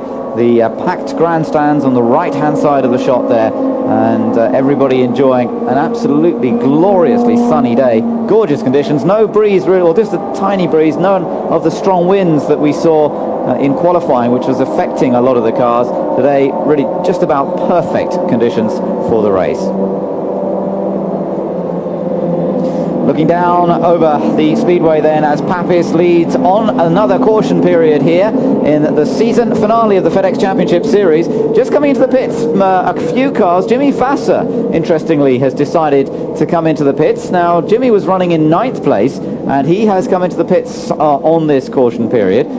Just seeing if anybody else has taken advantage of it. Nobody else yet, but he has made his stop back out again. We may see Franchitti come into the pits perhaps on the next lap. Of course, he's more than a lap down. Cars on the lead lap are allowed to come in first, and then cars a lap down or more come in the next time around. That's true, and there's only been Dario Franchitti made his last pit stop on lap 71. We ran up until lap 85 before the caution came out, so he ran 14 laps under green flag conditions, and this is a 2-mile track around here. You're probably going to get a little bit better than 2 miles a gallon in race situation, so he's used up 14 gallons, let's say. That's well over 1/3 of a tank certainly of fuel, so you might as well come in, I would suggest, and top it up, and then hope that you get another caution at the right time, and if the leaders then come in to make a pit stop and you stay out, and then there's another caution period, then he will make up again another lap. So that's the sort of strategy that Barry Green and his crew will be working on as this long race progresses. Yes, and now he has to make his way all the way to the end of the pit lane. Apparently this set of tyres, which went on of course in a bit of a panic because he made a second stop, they hadn't been pressured correctly, they hadn't been set perfectly for going out on track. So in fact he's ended up out there on tyres that have not been correctly pressured, and on an oval track, Roberto, tyre pressures are absolutely critical, down to half a pound, aren't they? Indeed, and in every track actually you can change the balance of the car now with tyre pressures. In the race I did in Chicago this year, I got a car that was complete oversteer at the beginning of the race to a very good handling car towards the end, just by changing the tyre pressures. It's amazing just how sensitive these cars can be. Yes, it's like go-karts used to be, half a pound or a pound, they can change the whole setup. Okay, well, we're getting ready to go green once again. Max Papis leads the field around as we have one more lap under caution period before we go green flag. And again, let's go back to July and the US 500 at Michigan Speedway. Max Papis led 144 laps of that race, 142 perhaps it was, and then ran out of fuel half a lap from the end. And again, another dominating show so far, it seems, from Max Papis, looking very, very strong.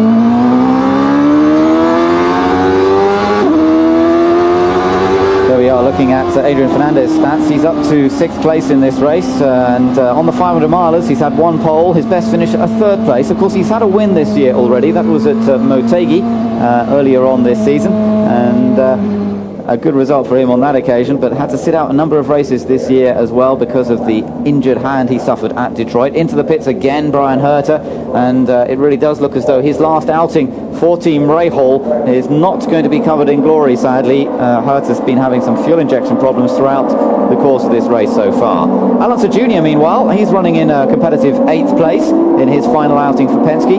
It's also the last run for Goodyear tyres, we now know, as they are also pulling out of the Champ Car Series. But let's concentrate now on the restart as Max Papis leads them away, the green flag waves, and here they come out of turn number 4 across the line. Papis followed by Tracy. Look at Kanan, who's a lap down, or a couple of laps down in fact. Is he? Let's see, 1 lap down. He's right in that little mix as well, the winner of Michigan, and determined to try and get back onto the lead lap if he can.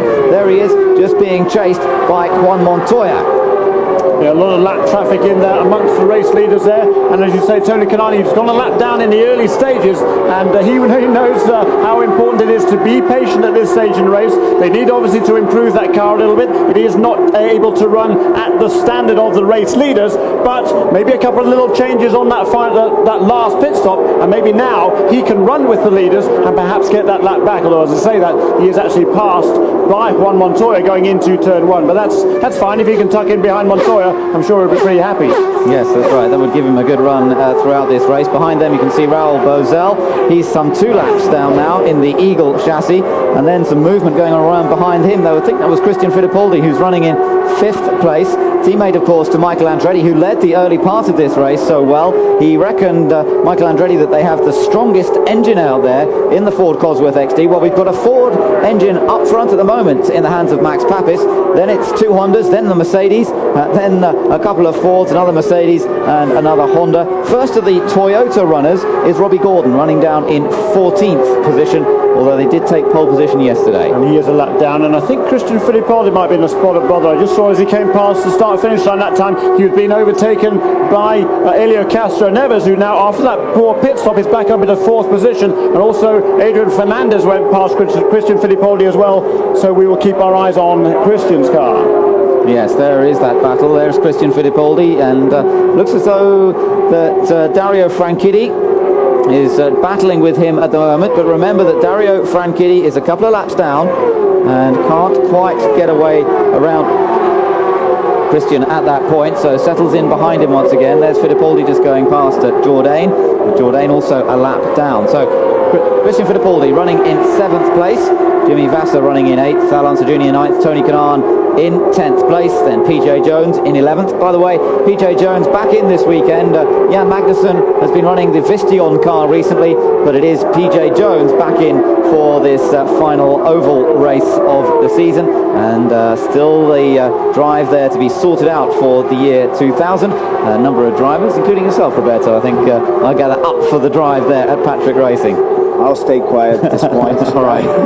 Okay. Well, hopefully we'll find out in the not too distant future exactly what's going to happen there as Papis continues to lead this race.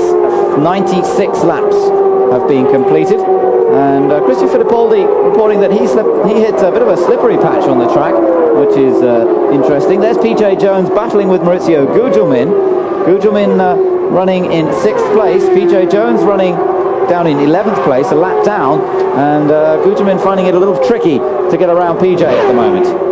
And the race leader, Max Papis, 228 miles an hour last time around. And the gap to Paul Tracy, saying, well, actually grown out a little bit on the last couple of laps, about 3 or 4 tenths of a second each of the last 2 laps now. So 2.7 seconds between Max Papis and Paul Tracy. There is PJ Jones. As I say, it shows him there 1 lap down, that is correct. And he is chasing Tony Kanaan there for that. That is a battle for position between Kanaan and PJ Jones. There's our race leader then, Max Papis, the man who was so impressive at the Michigan 500, but yet to win a race. He had his best ever finish last time in Surfers Paradise in Australia when he finished 2nd to Dario Franchitti, and he was asked the other day, how come you're so good on the ovals? Well, he said, well, actually I've had better results on the road courses and street courses than on the ovals, but he does love these oval tracks. He's really taken them to heart. He loves American motorsport in all its forms. American sports car racing really restarted his career, and then from the American sports car racing he moved into Champ Cars a few years ago, responsible for a lot of the development work done by Toyota over the years. So he said yesterday that that pole position that Scott Pruitt earned, he felt he really had a part to play in that with his couple of years working with the engineers from Toyota. But Papis up front, look at this, Helio Castro-Neves just going past Kanaan, not a battle for position, but Castro-Neves again running extremely quickly and looking very confident out there. Now, let's just see as he accelerates away from Kanaan. There's reports there might be a bit of a spray from the back of Kanaan's car from Helio Castro-Neves, but we'll see if we can find out any more about that. Yeah, apparently Carl Hogan informs the kart officials it's an oil transfer spray. I'm sure he knows exactly what he's talking about there, and trying to make sure that Helio Castro-Neves does not get a black flag. He doesn't need that at this stage in the proceedings. Roberto, you were just saying about the oil transfer is something you do inside of your own racing car. Right. Well, something I can't talk too much about it, but it's something that Helio does inside of his racing car. Interesting. Yeah. To affect the balance of the car, presumably as the weight transfer burns off the fuel and and all sorts of interesting reasons there would be to move weight around inside the car. Of course, one of the controls they have in the car is a weight jacker button, and as the fuel load burns down, the weight distribution of the car is altered, and that will affect the balance of the racing car, and the weight jacker will enable them to get that car back into balance with a mechanical grip of the car. Is that right, Roberto? Indeed, we play a lot with that in the car, with weight jackers and things. Some teams out there don't even use them because their car handles so well throughout the race. Sometimes we don't even touch them, even if we have them, when the car handles so well, which I believe was the case with Michael today. And but whenever we need, it's there if we ever need it. So Papis leads them around. 102 laps completed, 148 still to go.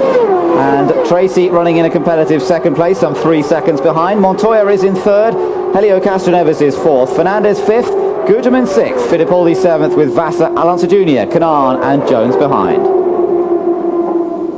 Sports coverage from Fontana, the battle between Montoya and Franchitti for the 1999 FedEx Championship Series, and Montoya with the big advantage at the moment, running in third place. Franchitti down in 15th position, some 2 laps behind after various problems in the early part of the race.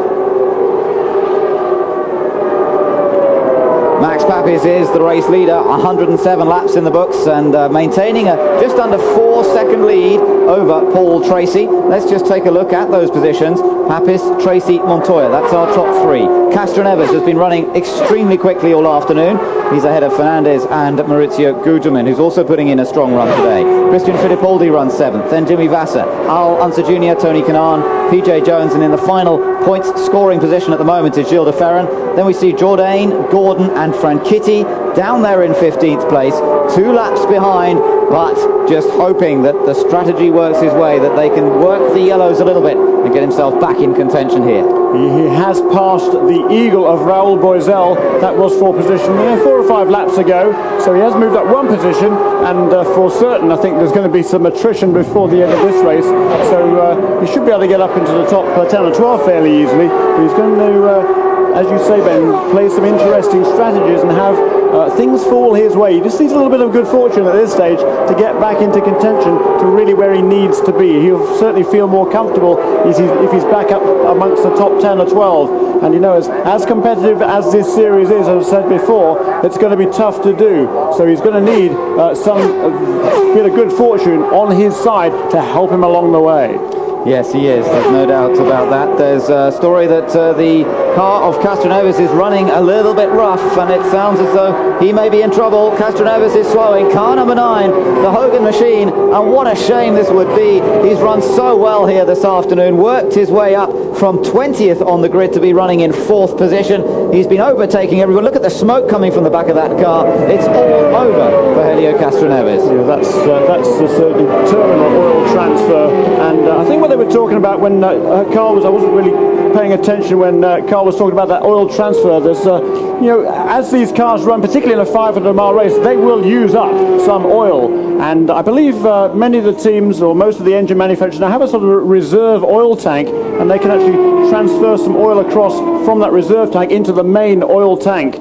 And I think that's used up rather too much oil, has that Mercedes-Benz engine of Helio Castroneves, and I think perhaps there was none left in the reserve tank, and that has probably run some bearings perhaps, and it looks like certainly the end of Helio Castroneves' race, and there will now be another round of pit stops, and this does not incidentally fall at a good time for Dario Franchitti. There certainly is no opportunity for him really to make up any ground this time around, and once the pits are open, and that will be when all the cars are packed up, as they say, when they've closed up behind the pace car, which is now making its way out onto the track. Once the cars have taken up position behind the pace car, then the pits will be opened, and those cars on the lead lap initially will be able to come in and make their pit stop, and then, as Ben said earlier on, the next time around those cars 1 lap or more down can make their pit stops, and that of course is when Dario Franchitti will be able to come onto pit lane. If he decides to. Do you think he will come in at this point? Yes? Yeah, he has to come in now. He has to make sure that he has enough fuel to take advantage of whatever situation may occur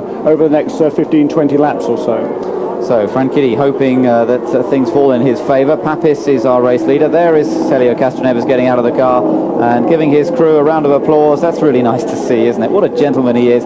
He really is such a nice guy, and the crew are completely behind him. Devastated that they won't be all working together next year. The news coming through just at the end of last week that Carl Hogan regrettably shutting the team down. And look at that, isn't that great fun to see? Helio Castroneves really is a star in the paddock here, and getting the handshake from Big Carl at the end of their relationship together. Yeah, great shame. And there's Ben Bolby there from Lola Cars as well, as chief designer on the left-hand side. He gets a shake from Helio Castroneves, and there is his race engineer, Casper van der Schoot, a young Dutchman who has really made a great name for himself in this series as a race engineer the last year or two, and particularly this time around with Helio Castroneves.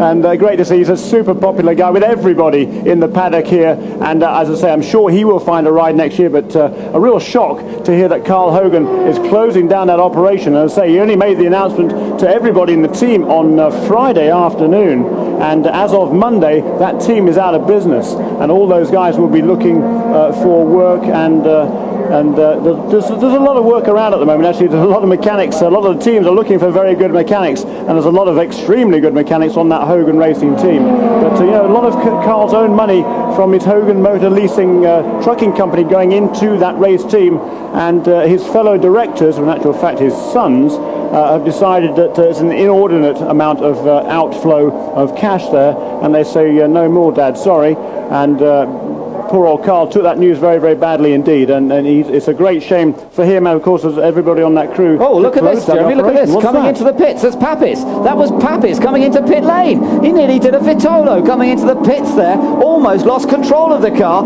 and amazingly got it back together, but of course that's lost him a load of places in the queue coming into the pits. That's a little bit embarrassing, particularly on the yellow. I did say earlier on, and Roberto didn't really seem to follow up on that, but it is difficult when you come off the banking, particularly with these carbon brakes. The carbon brakes get up to temperature instantly, and they do use carbon brakes. Let's get through these pit stops first, I'll come back to that. But look, here are the three leaders onto pit lane, and service is being done. Yes, try and listen out to any radio communication that we can.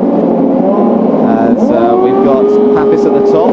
Looks like this could be a chance for Montoya to take the lead of the race, but across the blend line, and it's Tracy who takes over the advantage. Paul Tracy, what a quick stop, 12.4 seconds for the crew that won the Craftsman Pit Crew Challenge on Thursday. They've done it again. They are turning Paul Tracy around so quickly, and they've got him back out in front of Montoya, with Papis dropping back down the order as a result of virtually spinning coming into the pits. It's now Paul Tracy who leads them out. Vassar has popped up into second, and I believe that Montoya is back there in third place now. Vassar, that's amazing, because he was way back in seventh as he came onto pit lane, so all sorts of shuffling going on there. Well, perhaps some of the others got slowed down by Papis nearly spinning coming into the pit lane. He is dropped back. It's now Tracy up front.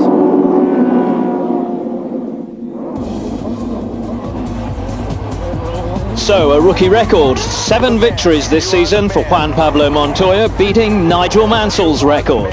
Great job. I'll see you in victory circle.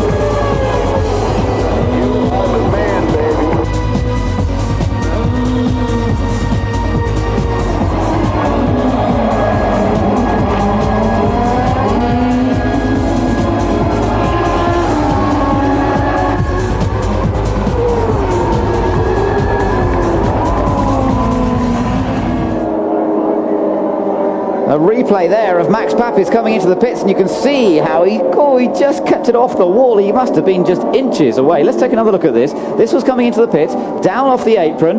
Now, he got on the power by the looks of things there, hit the brakes up, corrected it, got on the grass. Now look how close he was to the wall here. Yeah. Just avoided it. Not far away. As I was saying before though, the cars use, generally speaking in the FedEx Championship Series, they use steel brakes on these cars. That's for reasons mainly of cost. Now, for the super speedway races, they are actually allowed to use, and therefore do use, carbon fiber brakes. That's discs and rotors. And I think again that was coming off that transition there from the banking onto the apron, as they call it, the flat part of the track. And it's very difficult because the cars, of course, are set up to turn left in any case. So the cambers and the toe angles on these cars are not symmetrical. So they are set up to turn left at the best of times. If you just roll the car in a straight line, it'll curve around to the left under its own power. And when you're coming off the banking there and turning left and on the brakes, that accentuates the problems, and that's what caused that problem there for Max Papis. But the reason they use carbon brakes on these fast ovals is that carbon brakes come up to temperature, up to optimum working temperature almost instantly, whereas steel brakes take more time to achieve their full effectiveness. So as you're coming off the bank, in particular under full racing situation, pretty much as soon as you get onto the brake pedal with carbon fiber brakes, the car will slow down. If you were using steel brakes, it would take much longer for that braking effect to take full effect. So that is why we use these carbon brakes. Thank you very much. Well, your turn, Ben. Thank you very much, Jeremy. Well, now we know the full story indeed, as Paul Tracy continues to lead the cars behind the pace car. 118 laps now completed, still 132 to go, still a long way to go in this event, as Jimmy Vasser and Juan Montoya stay in the battle. There's PJ Jones. He's been in the pits for a new nose cone. He's back into the pit lane again. Now, I don't know whether there's more work required or whether there was still more trouble. Apparently he made contact with Tony Kanaan in that last round of stops, so they sent him back out. They've now got it up on the jacks again, and they are, I think, just finishing off locating that front nose cone. They perhaps didn't get a chance to bolt it all on before the cars came around, and they want to try and stay on the lap they're on. Didn't see that incident, but I wonder whether it was a result of Max spinning away down to the inside there. Nobody else, the sort of concertina effect back down the pack, and those two caught a little bit unawares, and PJ perhaps just running lightly into the back of Tony Kanaan's car and doing some damage to the nose of that car. So Tracy's up front. He was up front in the latter stages of last year as well, but it all went wrong for him. Now, just to remind you, if you didn't join us in the early part of this race, we saw a horrific accident to Greg Moore. He crashed coming out of turn number 2. Now, we do believe that we are going to hear some more news from the medical representatives here of CART in a few moments' time. The accident occurred early stages of this race. He was on his own. He lost control of the car. The car slammed across the grass, dug in, rolled over, hit the concrete wall on the inside. He was taken off by helicopter to the nearest hospital, the Loma Linda University Medical Center, and we are hoping to hear a little bit more news in a few moments' time as to Greg Moore's condition. So we will let you know as soon as we're ready to hear that news. Meanwhile, the drivers, of course, continuing in this race, this $1 million race, $1 million on the line for the race winner here today. Paul Tracy is that man up front, but Jimmy Vasser, the winner of it last year, second place at the moment. Juan Montoya in third position and doing everything to try and wrap up this title. Now we, I think, are seeing just the one finger sign as we go around this time. That'll mean one more lap until they go green. I think pace car staying out this time and one finger this time. So yes, just over a lap before we get this race underway. Looking at the packed grandstands there and the new hospitality boxes. Our commentary box actually in part of that huge area of hospitality boxes mounted on top of the grandstand, giving us a pretty spectacular view around the entire 2-mile oval. And of the San Gabriel Mountains immediately to our left and the San Bernardino Mountains to the right. Another geography lesson there, but very spectacular scenery here at the eastern end of the Los Angeles Basin here. We're probably about 70 miles from the coastline in actual fact, but when the weather is like this, it really is a fantastic sight. It is a gorgeous sight, beautiful weather conditions here today, and it is really ideal conditions for today's race. Let's just concentrate as they begin to gather the cars up together again, because we will see green flag this time around, and Tracy it is who leads them up the back stretch, just weaving around a little bit, get a little bit more heat into those tyres. Behind him, of course, it's Jimmy Vasser, then it's Juan Montoya, and behind him, Adrian Fernandez, Maurizio Guterman, Christian Fittipaldi, and Max Papis. 8 cars on the lead lap as we get ready for the restart. So here we go then, Paul Tracy really beginning to put the hammer down now, build up the speed, accelerating off turns 3 and 4, using all of that 850 horsepower to whisk him down across the start-finish line. Montoya has a fantastic jump, he flies past Jimmy Vasser, can he make a move also on Paul Tracy? Nearly, he tries to get down the inside of Paul Tracy, and Montoya battling for the lead once again here as they set off with 121 laps in the books, and Tracy keeping an eye on his mirrors, knowing that Montoya is in behind him. Down goes Montoya to the inside into turn 3, a clean pass, no problem at all as he picked up the slipstream, but now we may see Tracy come back at him. Meanwhile, watch Guterman. Guterman is up into 3rd place, and look at the speed he's going at. Maurizio Guterman now picks up the tow from Paul Tracy. Guterman moving to the outside in the Pac West car, can't quite get enough momentum there to overtake Tracy for 2nd, but Guterman also making an excellent restart. Vasser the slow one, because he's been passed by both Guterman and Christian Fittipaldi. Wow,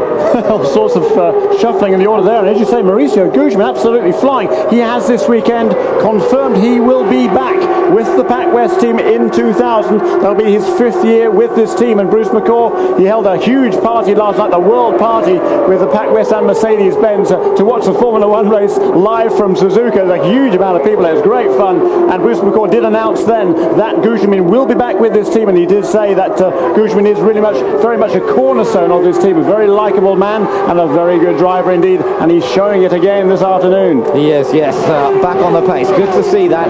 The Pac West team has had an up and down season this year. Of course, Blundell was out of action for quite a long while as a result of a testing accident. Moreno did a good job standing in for him, but they really haven't got back to the heady heights of 1997 when they took several victories that year. And of course, Guterman took his one and only victory that year at the Vancouver race. Pole position here at Fontana that season, the fastest ever lap on a closed racetrack at over 240 miles an hour average. Well, today they're still going pretty quickly. And now look at Guterman under attack from Christian Fittipaldi. Fittipaldi diving down the inside there, using forward power to get past Guterman's Mercedes-powered Reynard. And the pace right now, 32.4 last time around. That's not nearly as quick as they were going earlier on. That's about 224 miles an hour. So nothing like the pace that Michael Andretti was setting earlier in this race. Of course, that pace really didn't do Michael much good. He's now out of the running altogether. And up at the front, as you see there, is Juan Montoya. Right behind him, Paul Tracy. And in his 3rd place there is Christian Fittipaldi. And did you see down on the inside was Max Papis? Yes, Papis, the man who was leading before that last round of pit stops when he nearly crashed coming into the pit lane. Papis was on a charge there, trying to get past Jimmy Vasser. Looks as though he picked up a slipstream. We'll check that in a second, as Fittipaldi now going for 2nd place. Christian Fittipaldi moving into 2nd place ahead of Paul Tracy. So now the order has completely changed around. Montoya leads, Christian Fittipaldi in 2nd place, Paul Tracy back to 3rd. 4th place for Guterman, 5th now for Max Papis. Jimmy Vasser is back into 6th place, and Alonso Jr.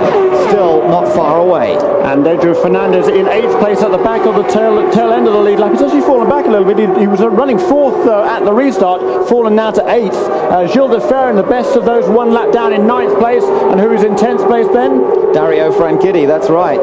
But he is still got a lot of work to do here this afternoon. He is a lap down, but every chance. Still some 123 laps to go. We've just gone over the half distance point now, and we seem to have seen so much already in this race. Well, we've got that amount still to go here with Montoya up front. Reliability in a 500-mile race, absolutely crucial, but I don't think there's been a team that's been responsible for more reliable cars over the last 3 or 4 years than Team Target Chip Ganassi Racing. They have the most incredible finishing record generally, and we'll just have to see whether that finishing record holds up here today with Montoya up front, Vasser running in 6th position, as Fittipaldi is now beginning to really apply the pressure to Montoya. Look at this, Fittipaldi now taking a look at getting past Montoya. Doesn't take any risks though. No point in really making a risky move here. but it looks as though he's got all the speed that Michael Andretti was showing earlier on. That's right. Anything you can do, Michael, I can do better, says Christian Fittipaldi. He's been a revelation this season, as Christian Fittipaldi,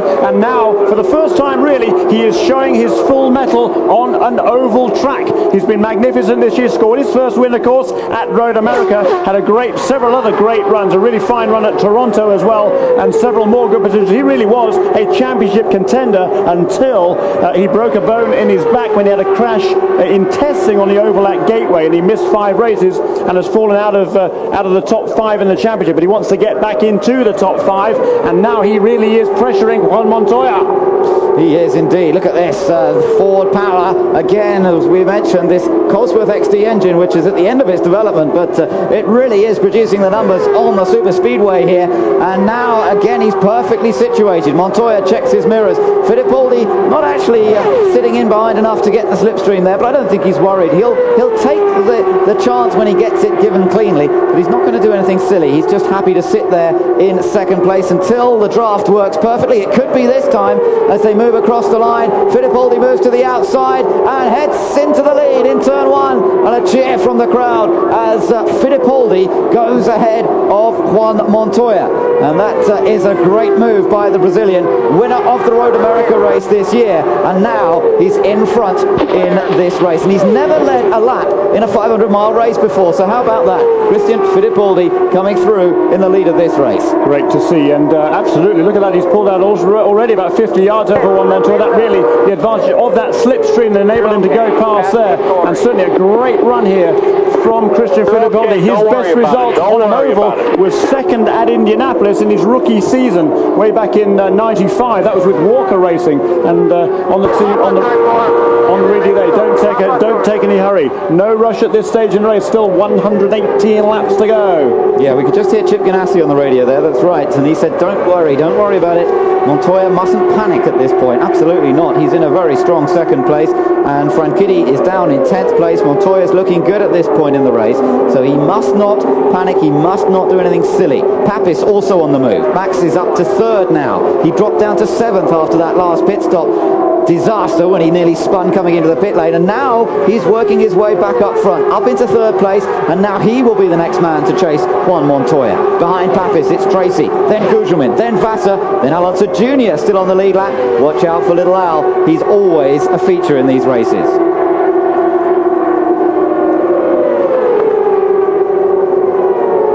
And back up front, Christian Fittipaldi just beginning to pull away a little bit from Juan Montoya. And Franchitti coming into the pits now then. Franchitti into the pits. Is this a scheduled stop? Yes. I think it is. Yeah, I was actually just going to say that he will be due for a pit stop very, very soon. Now, the gamble did not pay off on this occasion. And now, how much time will he lose? Look at him. It looks oh so slow at 50 miles an hour down the pit lane. He has to go all the way down. His crew, the last crew on pit lane, right by pit out. He will lose more than a lap here, and that's the gamble you take from that situation. He was just 1 lap down. He's already now 2 laps down, and it's a question, will he go 3 laps down before he gets out on track? I don't think he will, actually. There's a problem with that right rear again, and they've dropped it down before they got it off. So this crew really has not got it together here today. It's all going wrong for them, and the disappointment, the frustration of what's going on here for Dario Franchitti, for that crew which has been so strong this year. They've been so consistent all season long, and now when it counts, it's just slipping away from them. But don't forget, if Montoya for any reason doesn't finish this race, Franchitti will still be champion, and there's still 114 laps to go. Yeah, here comes Dario Franchitti. Now look at the top of the screen. There is Christian Fittipaldi right behind Mark Blundell. So Dario Franchitti has sort of almost a full straightaway lead over Christian Fittipaldi. Lead, I use in inverted commas, but he is not yet up to speed. Now, how quickly can Franchitti get up to speed? Can he maintain that position? At the moment, he is just 2 laps down. Does not want to go any more than that.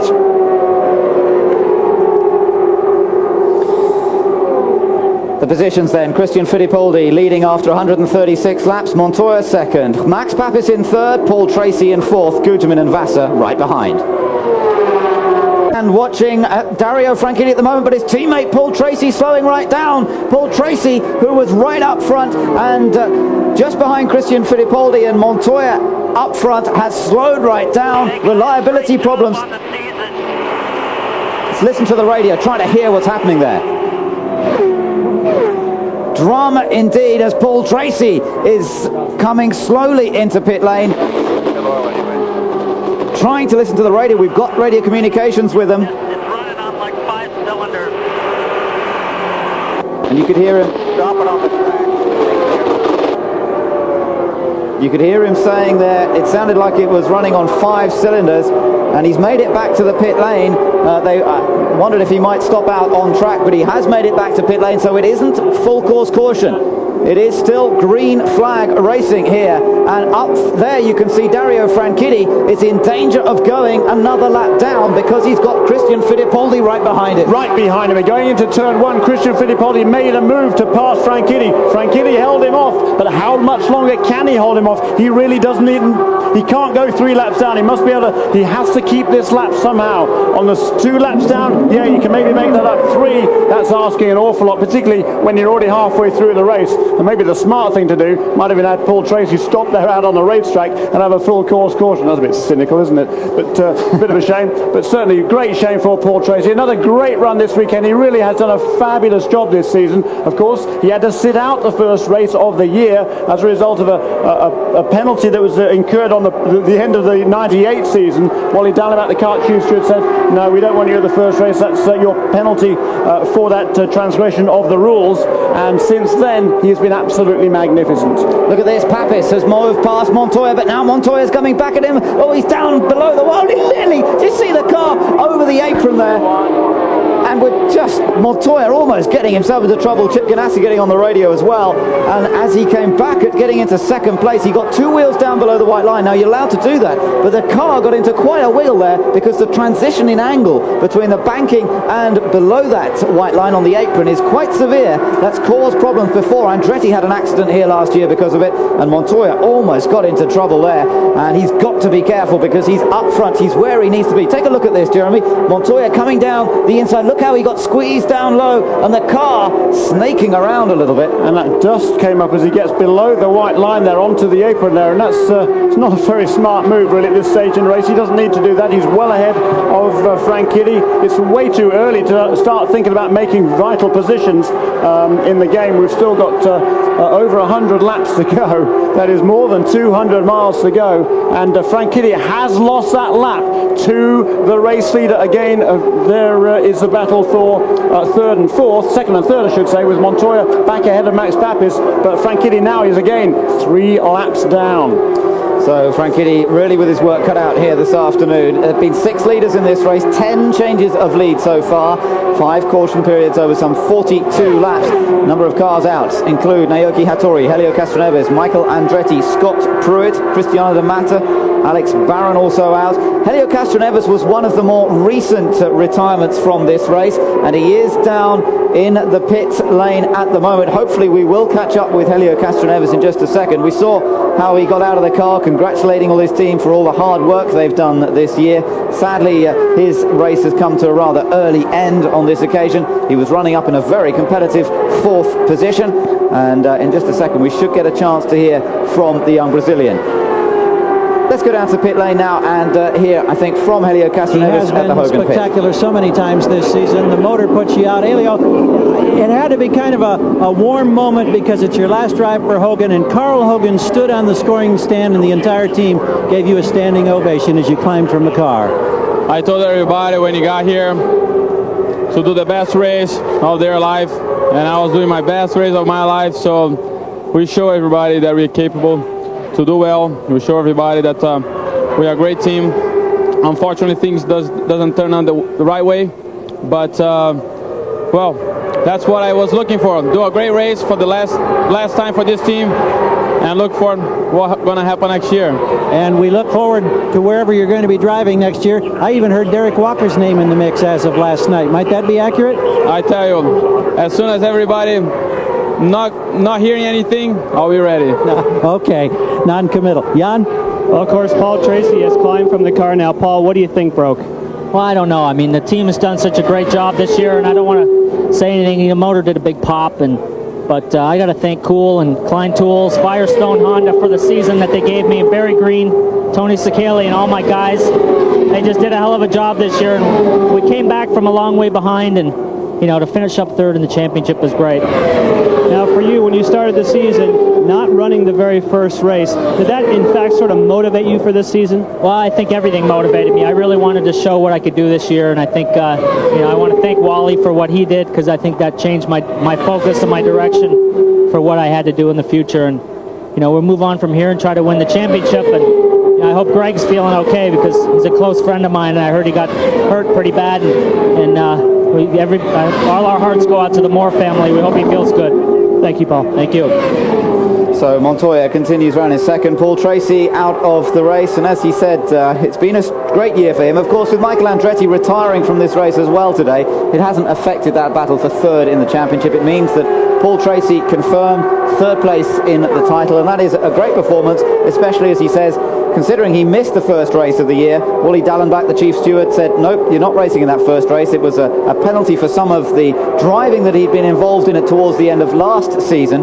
And it's nice to hear that Paul Tracy can actually say thank you to Wally Dallenbach for standing him down from that race. It actually helped him mature and grow We're going to give you a half a turn of left front.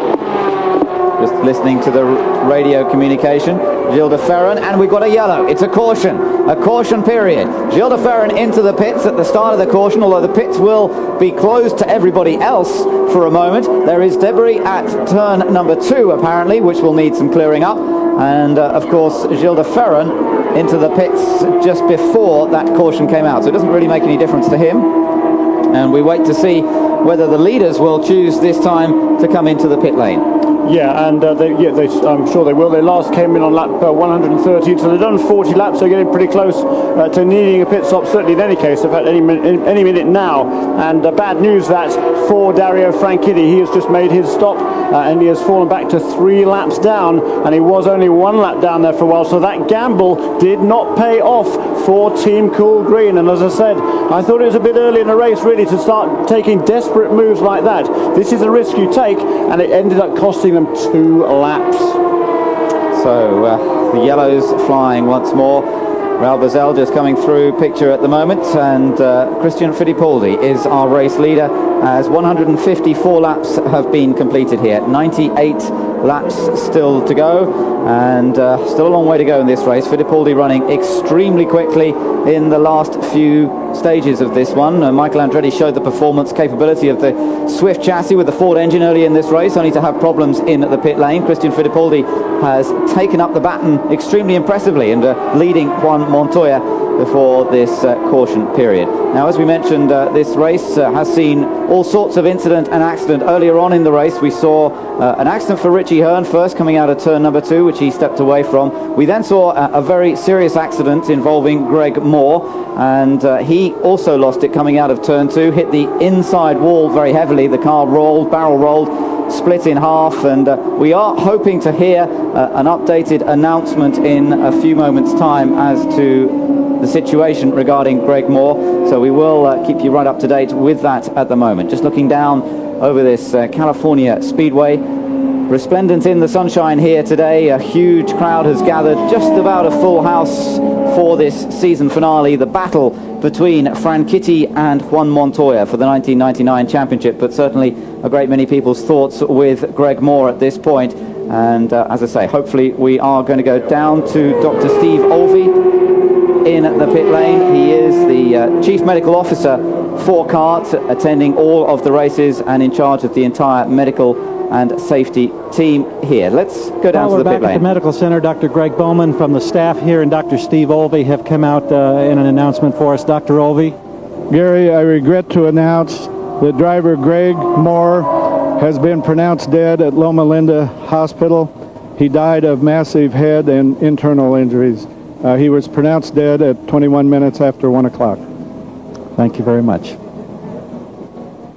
Tragic news then here from California this afternoon. Greg Moore, one of the greatest talents in Champ Car racing over the last few years. A young man, the Canadian, who was looking forward to a new challenge next year with Team Penske.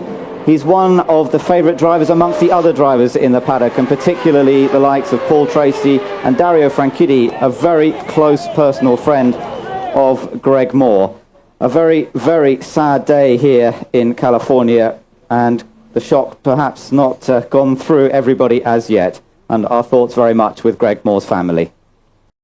The Speedway in California, and pit stops have just been made by the race leaders. Christian Fittipaldi had an extremely good stop. He's managed to come back out in front, but also gaining places there. Max Papis moving up into second place.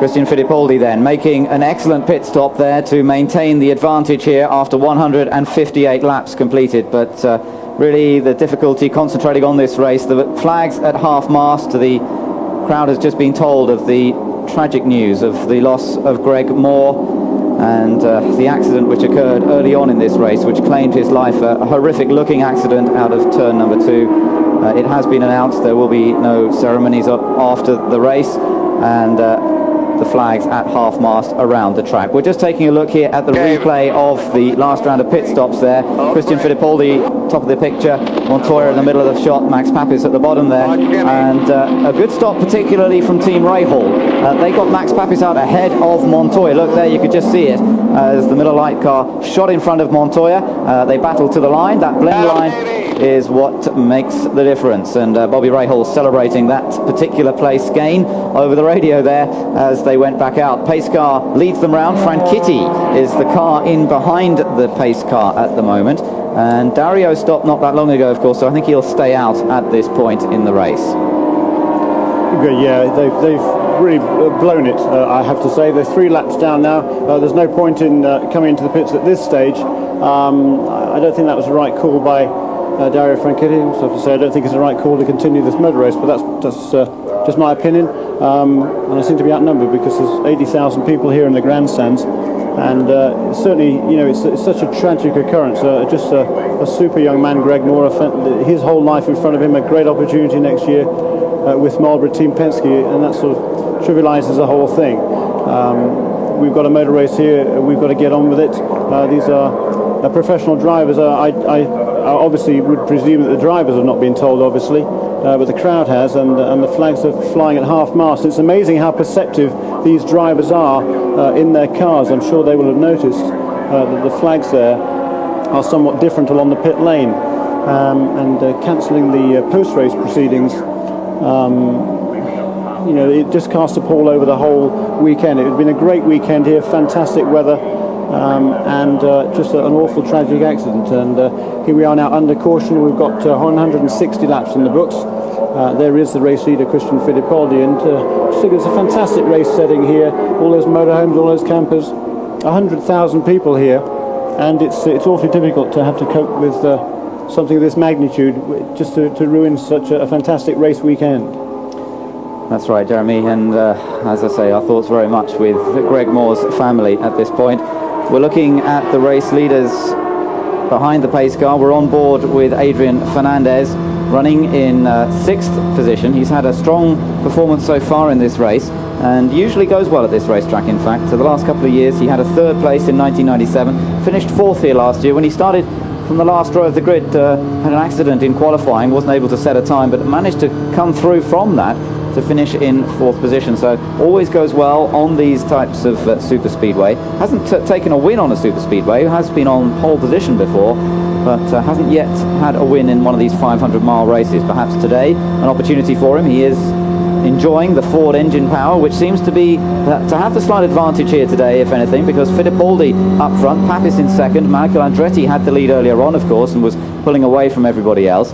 So the horsepower stakes, it's not much in it, but Ford perhaps today on this super speedway have the slight edge, and we'll see whether that works to Fernandez's advantage later on. He's on the lead lap, so is Alonso Jr. In 7th place, one behind Adrian Fernandez, and those are the 7 cars now on the lead lap. But as I say, again, Alonso Jr. on the lead lap in a 500-mile race. Do not discount him yet from this one.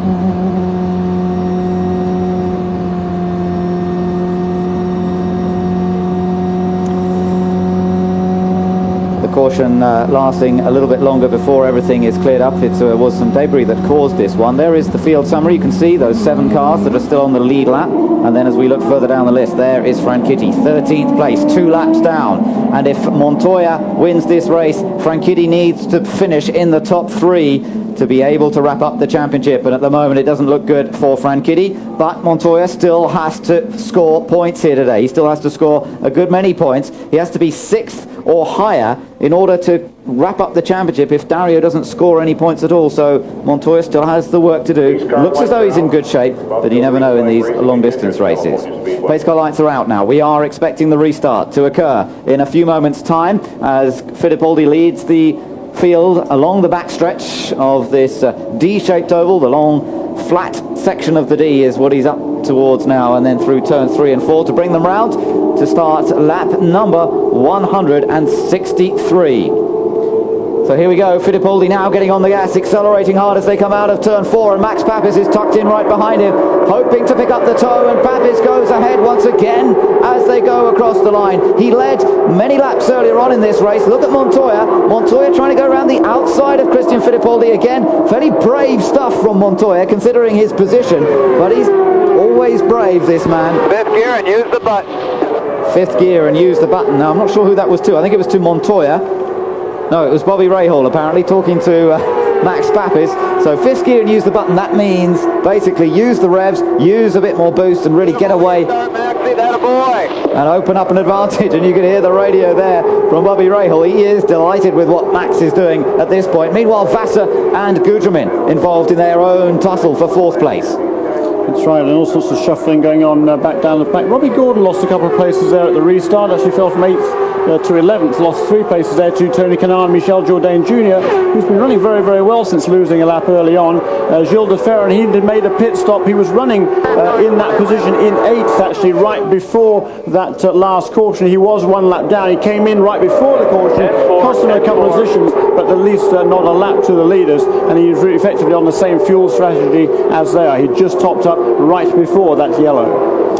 So Montoya and Vassar, the 2 Ganassi teammates, look at them once again. They have such a great record on the 500-mile races, this team, with Zanardi and Vassar in previous years. And then this year, remember, Montoya was right behind Tony Kanaan at the Michigan 500. He came so close to winning it himself in his first ever 500-mile race. It's just amazing how this Colombian rookie has taken to the Champ Car Series and adapted to the various different challenges that this kind of racing offers. Oval racing, well, he seemed to settle into that pretty quickly, didn't he? Winning at Nazareth earlier on this season at one of the toughest 1-mile ovals on the calendar. And then he went to Michigan. Super Speedway, everybody said, well, he's not driven one of these cars in a 500-mile race yet. You wait and see. He won't be up there at the end. And he very nearly won the race from Tony Kanaan. Montoya seems to be able to adapt to just about any kind of situation. That's right. He was right in contention all the way through that afternoon. Juan Montoya. He was having problems, though, with his brakes during that race, and a couple of times during pit stops he overshot his pit, and as a result of that they had to pull him back into the pit lane so they could carry out the service on the car, and that cost him a lot of positions on at least a couple of occasions during that race, and if not for that, he may well have won that race as well. Yes, he was very, very close to Kanaan as it was, and without those problems may well have taken the win. Back on board with Adrian Fernandez. Watch the jiggling of the steering wheel. These ovals are fairly smooth, but when you're doing 230, 240 miles an hour, you can see there's a great deal of feedback through that steering. And again, Adrian Fernandez moving his right hand up a little bit, just relaxing it a little bit. And then as he comes down into turn 1 and turn 2, just relaxing the left hand a little bit. The car wants to turn left. It's set up to want to turn left. So the driver doesn't actually have to apply too much left steering lock. He just relaxes the grip a little bit, and the car almost turns in on its own. Absolutely right. And he is certainly running pretty well at the moment there, as you say, Adrian Fernandez, coming now through turn 3 and 4. There's that huge grandstand there to the right-hand side as he comes up almost up against the wall, down towards the right line, across the start-finish line there, and into another lap. It's what, 169 laps in the books now, so just 81 remaining. They're getting down now towards the interesting stuff, and we still have, what, 7 cars on the lead lap, and here is Adrian Fernandez. He is the 6th of those cars. Yes, just one behind him on the lead lap. That's Alonso Jr., and he's Alonso Jr. less than a second behind Adrian Fernandez, and the Penske has been running at a good pace here this afternoon. It hasn't been outclassed at all. John Travis, the designer of that Penske chassis, the car that he saw sadly displaced in a way by the Lola chassis that Penske brought in.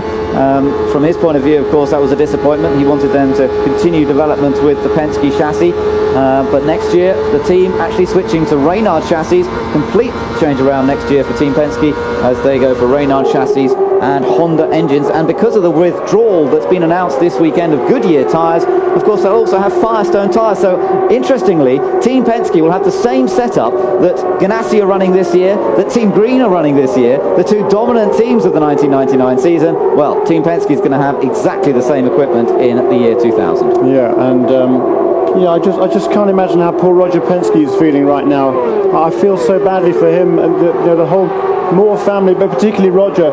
This is his second tragedy in just a month, and poor Gonzalo Rodriguez lost his life just a month ago in a completely unimaginable accident. It really was not the sort of crash anybody is likely to have at that sort of a corner, and he was really just giving Gonzalo a run in that car just to try and give him a leg up to try and get his career on track.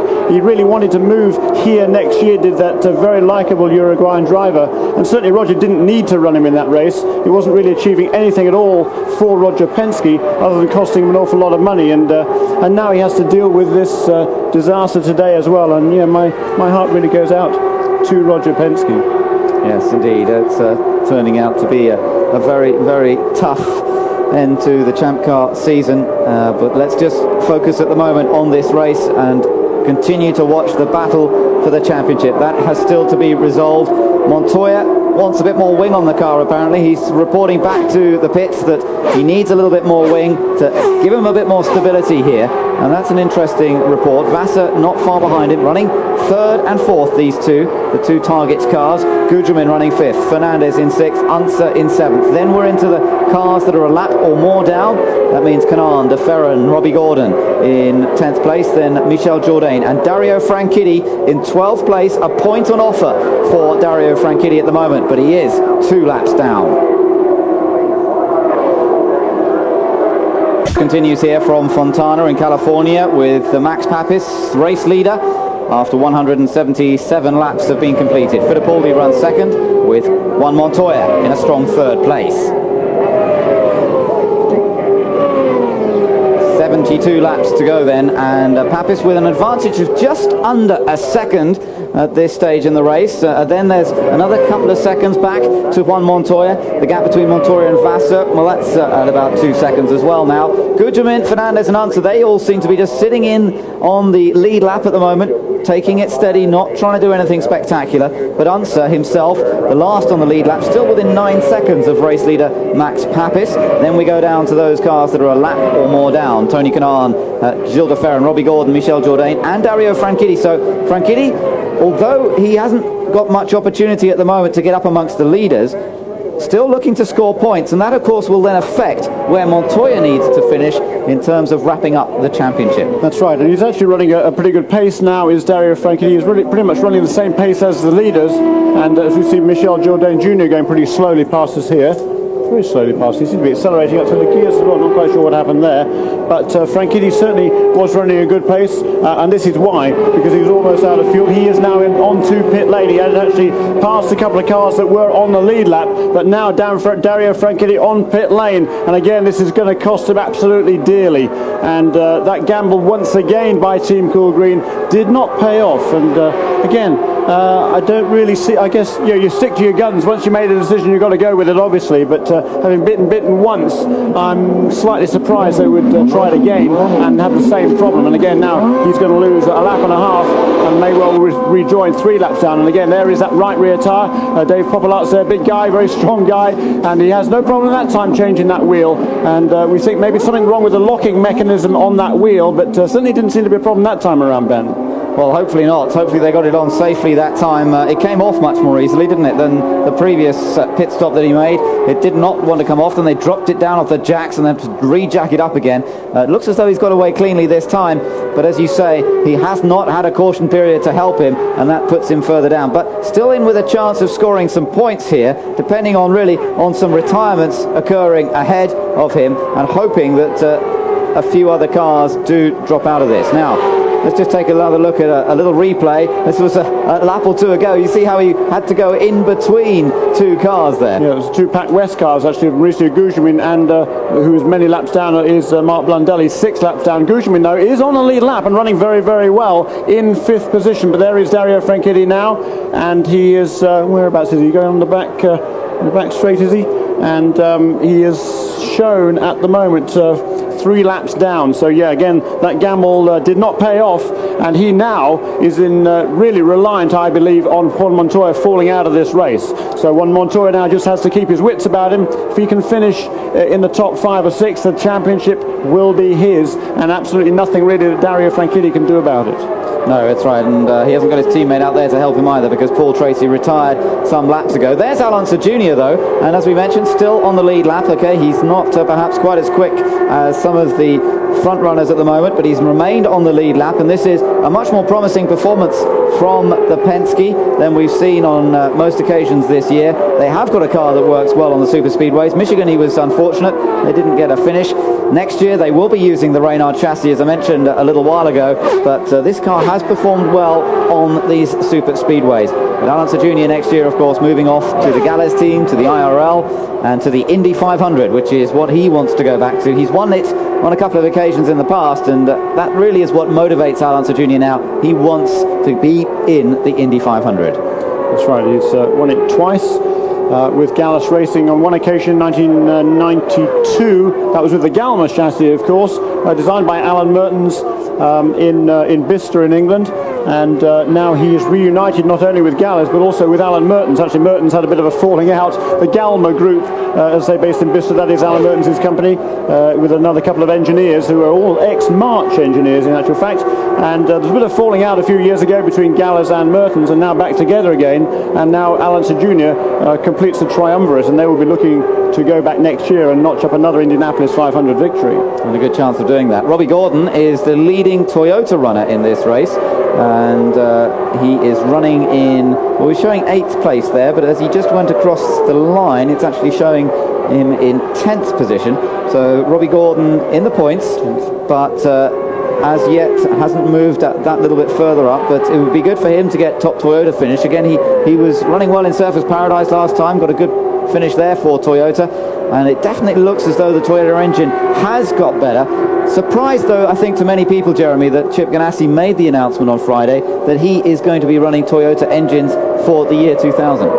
That's right, it's certainly, but money talks, doesn't it? And certainly you had to look at yesterday's qualifying performance by Scott Pruitt, who put the car on the pole, put that Toyota engine on the pole for the very first time, and you've got to say, wow, Chip Ganassi's pulled it off again. You know, when he signed with Honda in 96, I guess in 95 certainly the engine had shown itself to be very, very good indeed with the fledgling Tasman team, and when they signed up with Ganassi as well, that's when the whole program really took off.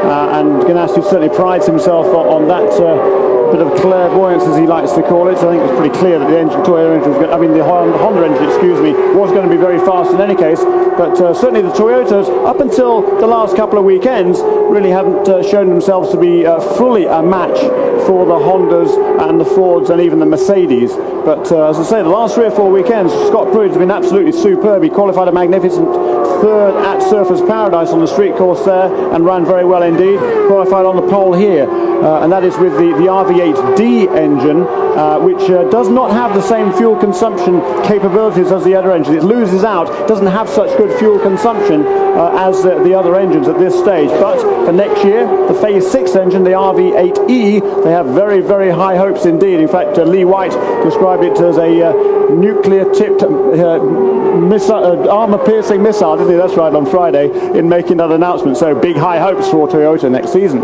Yes, I'm sure Jimmy Vasser and Juan Montoya hope they will be strong. Max Papis with a Ford, however, is up front right now.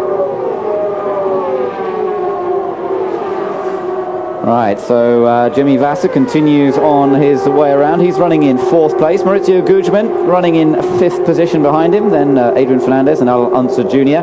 And we're getting down into that area now that Jimmy Vasser always says, right, you've got to save your car for the last 50 laps. Well, there are 59 laps to go here. So we are looking at that chance, perhaps the possibility that he can close up to the leaders. Vassar in 4th place at the moment has got to get past Montoya, Fittipaldi and Papis if he's to take another $1 million. He's won $1 million on 2 previous occasions in Champ Car Racing's history, and last time was only 12 months ago. And can he do it again here at Fontana? Well, he is extremely well placed, and he does seem to be able to judge these 500-mile races extremely well. Absolutely true there. Now are the race leaders behind, putting another lap on Dennis Vitola, who is running, 14 laps down, and staying out of the way there, and through on the inside goes Max Papis, followed by Christian Fittipaldi, and as they come off turn 4 there, Christian Fittipaldi dives to the inside of Vitola as well, so they both get past safely. That is 193 laps in the books. The gap between the two of them that time around 1.3 seconds, and Juan Montoya in 3rd place, quite enough at this stage to take the championship. Let's not forget they're running pretty strongly in 3rd, well clear of teammate Jimmy Vassar. Fittipaldi then, and running in that strong 2nd place, the Swift chassis. Fittipaldi having had 1 race victory so far this year, his first ever win coming at Road America this season, and then out of action. He was out of action for a long time as a result of a testing accident which he suffered in August, and was out for several races. Great to see him back, only his 3rd race back since the return, but he's driven extremely well since then, I have to say, and running in 2nd place. Now to this man, Max Papis.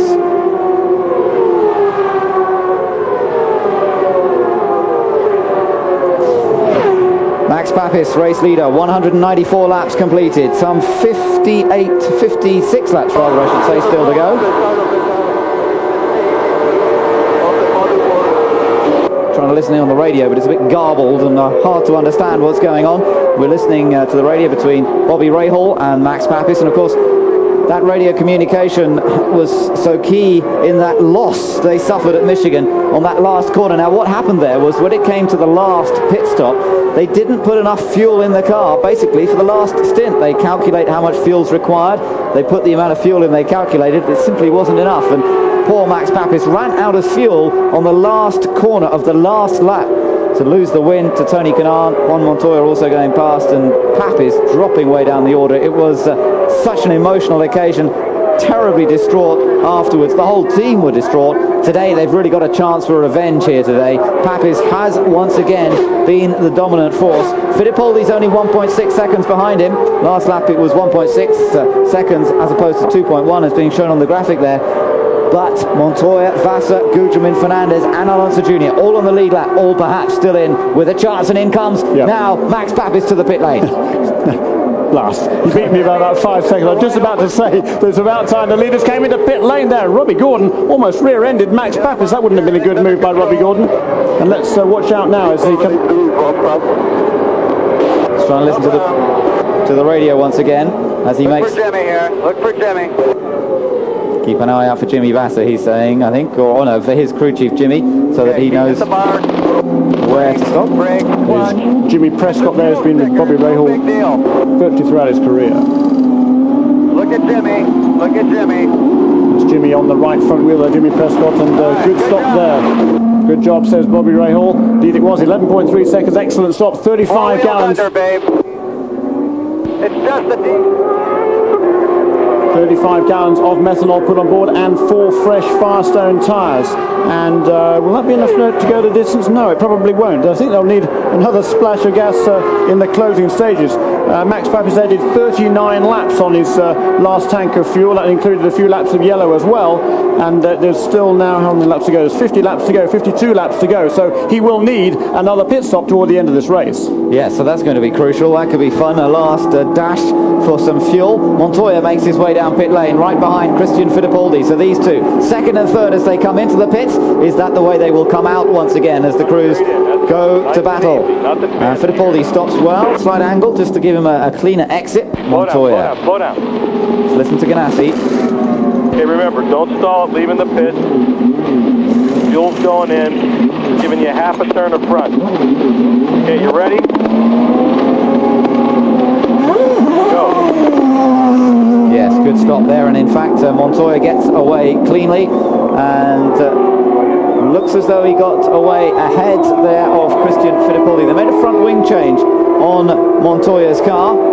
He asked for a little bit of a change before he came into the pit lane, and now he's made a half turn on the front wing just to give it a little bit more grip. Now apparently Fittipaldi, they had a little problem. The car came off the jack a bit quickly, and that may have been a slight problem, and Blundell stopped. Blundell has stopped out on the track. Well, I tell you what, this is absolutely huge news, because his teammate Mauricio Gugelmin has not made a pit stop, and Mauricio Gugelmin is still out in the lead of this. Oh no, he's actually on pit lane as I speak. Oh, that's a disaster. What about Alonso? Well, Alonso's in too. Yeah, he's in the pit lane as well. Oh boy. If they could have done one more lap, the yellow would have come out and they would have had this race in their pockets. Mercedes-Benz would almost certainly have won this race. There would have been just those two and Adrian Fernandez on the lead lap. And he's got a problem. He stalled it. He stalled it. Just let the clutch in a bit too, because they've restarted it, trying to push it, and away they go. But that's cost him a bit of time. And Alonso Jr. is coming down pit lane behind Gugelmin, but it's not going to be enough. So Gugelmin stayed ahead of Alonso Jr. there in spite of stalling the engine. They did well to get it restarted quickly, and Gugelmin comes back out. The two of them still on the lead lap, remember, and still in the battle. But now the yellow comes out, and how about that for timing, Jeremy? The yellow has come out now, but just one lap, as you say, would have made all the difference here. Oh boy, wouldn't just. And Max Papis then will be in the lead of the race. Not quite sure where Gugelmin will come out when he gets back up into speed on the back straight. Can't really quite see across there. Too many people on the infield. Well, the yellow comes out, and perhaps Franchitti can gain a little bit of time. He's down in 12th place at the moment, remember. Stay with us for more. Mark Blundell in trouble. He's been towed back into the pit lane, had a tyre change and fuel, and now he's stalled it as well, just as Gugelmin did. And it looks to me as though there may be some sort of problems for both drivers trying to get out of the pit lane. Well, of course, Blundell stopped out on track, so maybe combined with that as well. We don't know what caused the stoppage. Whether he ran out of fuel, maybe they were running a bit close, marginal on the fuel on that last stint, but it doesn't want to fire up either, so it could be something a little more serious than that. Blundell not having a good day anyway. He was lying down in 14th place, and he was some 11 laps, well, particularly after that last stop, down 11 laps on the race leaders. Yeah, he was about a half a dozen laps down before that final stoppage there brought him in the pits, and another long delay, and as you say, a long afternoon for Mark Blundell. Wipe out a sizable deficit and take the lead by 9 points. Max Papis is leading this race as we see Mark Blundell. Looks as though it could be all over for him. There doesn't seem to be a great deal of panic going on around his car in the pits there, although he's not getting out yet, so perhaps they're going to continue for a little longer. Max Papis leads this race. There are 47 laps to go now. We're under the 100-mile mark. This is where it really begins to get very serious indeed, as the number of cars on the lead lap will start to chase the win. 7 cars there are on the lead lap. Max Papis has dominated and was in such great shape in Michigan. Can he just drive away again, as he appeared to be able to do in Michigan? Montoya, second place in this race, and Fittipaldi in third, Vassar fourth, Fernandez fifth. Now Franchitti is in 12th position at the moment. That would score him 1 point, but that's not enough. With Montoya in second place, Montoya would take the title. So Franchitti's got to try and work his way up, but he's a fair way behind. He's got Robbie Gordon is ahead of him in 11th, Jourdain. They're both 2 laps down, but after that, he then has to gain a whole lap on Gilles de Ferran, who's lying in 9th position. So it really is tough here for Dario Franchitti to score a decent number of points, whereas Montoya, running in second place, he's been on the pace all afternoon. It is looking good, it has to be said, for the Colombian. But anything can happen. We saw an interesting Indy Lights race earlier today where the championship seemed to have gone to Casey Mears, and then right towards the end of the race he had a problem, dropped him back down the order. The championship went instead to Oriol Servia. So everything to play for here today. Yeah, in actual fact, Casey Mears actually thought he had a problem. He thought he had a puncture. In actual fact, the team couldn't find anything wrong with that tyre, so he made a pit stop that apparently wasn't necessary. But here now comes Dario Franchitti on pit lane. There's still 45 laps remaining. There's still 90 miles, let's not forget, and that's about, probably on average, that's about a half a usual race distance. Most of our races are around about 200 miles or a little bit under, certainly on some of the street courses, so still half a day's race distance to go. But you know, these Honda engines by and large are pretty reliable. To talk too soon there, but Juan Montoya is certainly looking very, very good indeed. Now, if he can keep his wits about him, which he wasn't able to do the last couple of races, then if he just needs to keep a clean head now and drive along, and if he can finish in the top 2 or 3, that's going to wrap it up very nicely for him. And certainly you can't say that he didn't deserve it this year. He has been magnificent in his rookie season. Dario Franchitti, though, too, has had a fabulous campaign this year, and he's going to find this particularly hard this afternoon when he gets back to the pits and learns what happened to his very, very good buddy Greg Moore, and that's going to make it a doubly bitter pill to swallow for poor Dario Franchitti. But meanwhile, out the front of the field there is Max Papis. He is the race leader. It'll be 206 laps in the books as he crosses the line now and gets the one finger signal there from Jim Swintal, the kart starter. 1 lap to go before the restart. Yes, and then there will be some 43 laps of racing if we don't get any more cautions, although still a good chance of that, of course. Fernandez into the pit lane as well. He's coming into the pits. There he is. He's on the lead lap now. This is a funny time to choose. A bit of a top-up, perhaps? Absolutely, and he's hoping now. This Patrick team is renowned for trying adventurous fuel strategies, of course, and Alan Jr. taking the same gamble there. Not really a gamble, they've got nothing to lose. They're at the back. Those two are the final 2 cars on the lead lap. Actually, there were 5th and 7th, splitting hairs there. Guzman was in between them. But they're hoping now that they can do 45 laps to get to the end of this race. That's going to be a tall order, but if there was another caution, then certainly it might well play into their hands, because everybody else for sure, I believe, I think absolutely for sure, is going to have to make another pit stop at the end of this race. So, as I say, these guys now, by coming into the pits, they really don't lose much at all. The most 1 position and a little bit of track position, and on a track like this, that's not too much of a problem. But maybe there's another caution that will enable them to extend their fuel economy and maybe get to the finish without many more pit stop. Could play in their favour, Ben. Yeah, well, that will be fun to see. This really is beginning to build up now towards the climax. Green flag waves, and away they go. Max Papis and Juan Montoya. Look at Montoya and Papis almost touching wheels as they go across the line. Boy, this Montoya really charges all the time and always is prepared to take the risks, even with the championship on the line. He goes in front, but of course now presents a hole in the air to Max Papis. And of course, remember, Montoya just getting used to his car on a slightly revised wing setting, so he's prepared to go flat out straight away. They've just changed the front wing angles on that car. It doesn't seem to deter him, does it? He's flat out from the word go, and he'll just deal with whatever difference in handling there may be from that wing change. Look at this, Christian Fittipaldi now down the inside. Oof. And he slid up wide down. He almost hit Juan Montoya. Golly, that was close there. And a pretty brave move by Christian Fittipaldi. I don't think we'll see him doing that again, for my money. But Max Papis is getting the exhortations there from Bobby Rahal. Take it easy, buddy.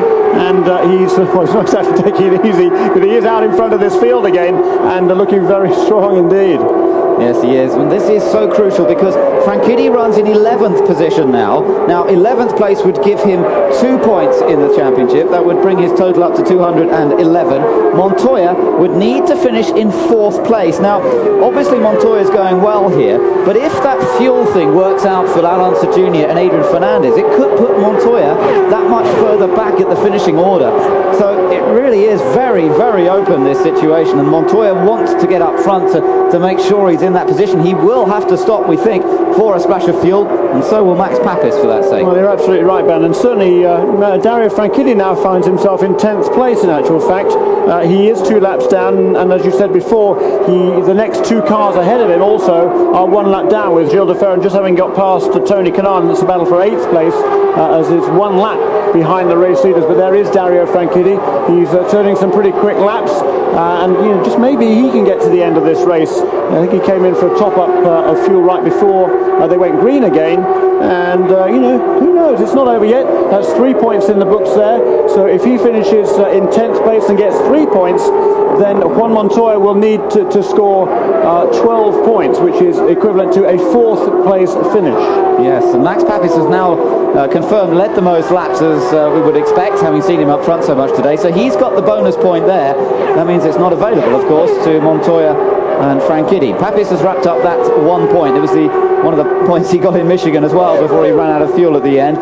Gugelmin is our race. Well, no. For some reason, once again, the timing and scoring has gone haywire on us here. It's not the first time that's happened this year, and so it's showing. It briefly showed Gugelmin in the lead. That's not the case. He is in 5th position, and that is the battle for 2nd place.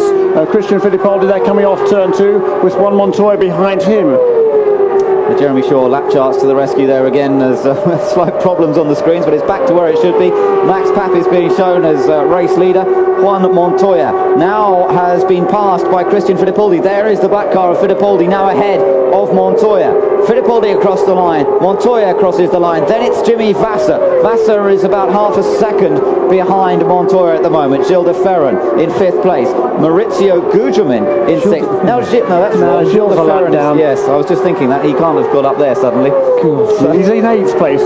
Trust me, Gilles de Ferran is in 8th place. He is 1 lap down, and he's got past Tony Kanaan just a couple of laps ago. Those two are both 1 lap down, but there is Juan Montoya now, and Jimmy Vasser did he get past him? I'm not sure. I didn't quite see. Oh, no, he didn't. Okay, so Juan Montoya there is still in 3rd place. Jimmy Vasser in 4th, and a pretty good battle building up here. Not too far behind them are Mauricio Gugelmin and Adrian Fernandez tied together, and Alonso Jr., who lost a little bit more ground before, when he made that pit stop after that previous caution. He's just a little bit farther back in 7th position. Yes, but he's still very much on the lead lap at the moment, so no problem there for him. So Alonso Jr. looking for a good result perhaps to finish his Champ Car career. I don't think he's likely to get the 100th win that Penske have been looking for so long. Alonso Jr. would love to be able to give that to Roger Penske, but a little too far down for that, I think, at this point. Don't ever count him out, however. He's pulled off some amazing victories in the past in the last stages. Now here we are, here are the leaders. This is kind of interesting. Here is Max Papis. There behind him is Christian Fittipaldi. Shame we didn't stay on that shot, because right behind those two, a little way behind those two, were the 2 Target Jeep Ganassi cars, and right behind the 2 Target Jeep Ganassi cars was Dario Franchitti, 2 laps down, but he's going to make his presence felt to, he hopes, Juan Montoya. To do that, of course, he has to first get past Jimmy Vasser, but he's hoping that he can rattle Montoya perhaps into making a mistake in these last 35 laps or so. Max Papis looking for the $1 million victory win here today. $1 million on the line for the win. And boy, if he ran out of fuel on the last lap with $1 million at stake, he really would be upset, wouldn't he? He missed out in Michigan, but there wasn't $1 million on offer that time. Here in the season finale, the $1 million prize is on offer, and Max Papis wants to be the one to take it. It would be his first victory, of course, if he can hold on to do it, but fuel consumption is going to be a key here today. Like it was in Michigan when he ran out of fuel today, it's also going to be crucial in that he will have to make another stop before the end of this race.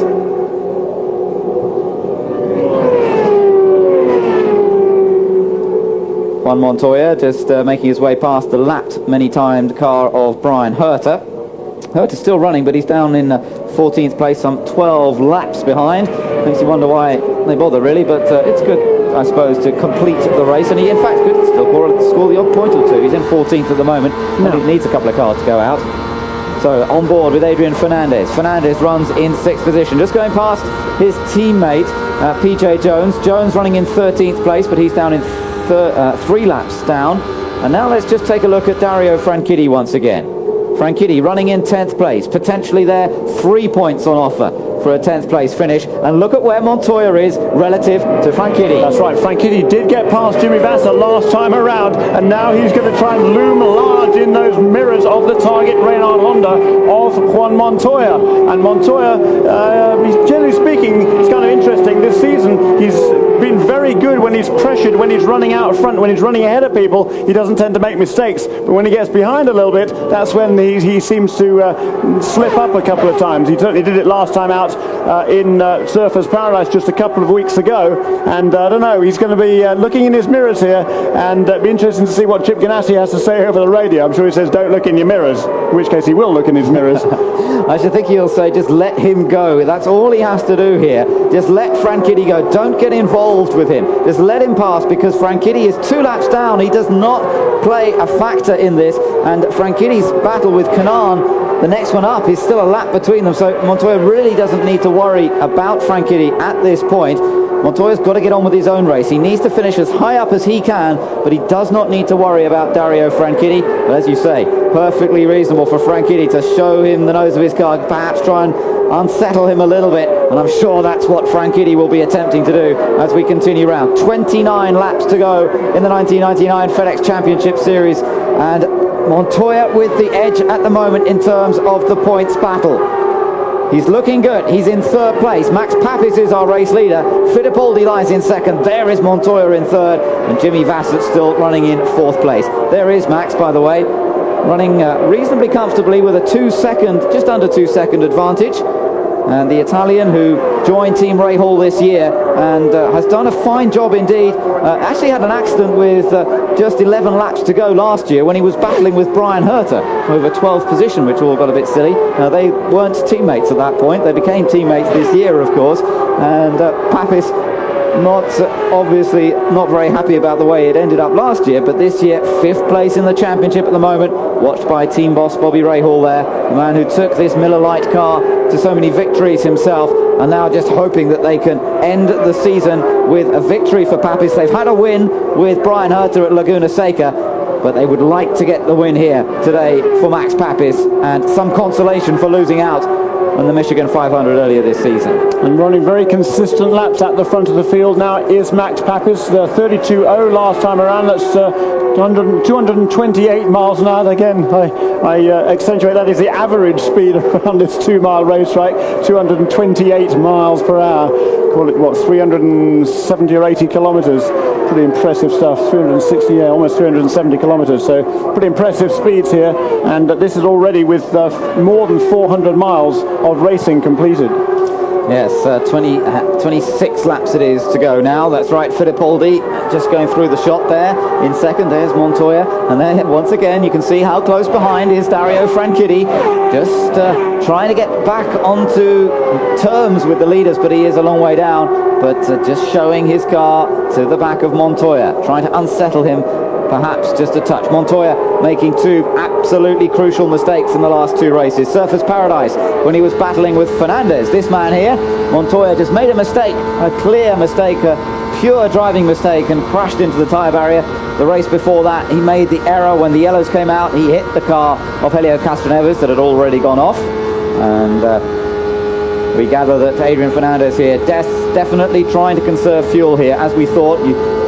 Jeremy pointed out that he made that pit stop at the end of that last caution period, and now that's what Fernandez is trying to do, conserve fuel to the most degree possible, and he's very capable of doing that. Very smooth driving style, Adrian Fernandez, and he is one of the best in terms of fuel consumption. But has he got enough to make it without any yellow flags before the end of this race? 24 laps to go now. There is Franchitti, still close in behind Montoya in terms of track position, but still a long way behind him in terms of actual race result. Yeah, and if Fernandez can stretch it to the end of this race, I think pretty sure he's going to win it, because no question in my mind, everybody else is going to have to make a pit stop.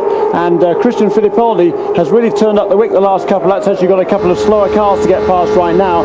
The last 4 or 5 laps, he has been the fastest car on the track.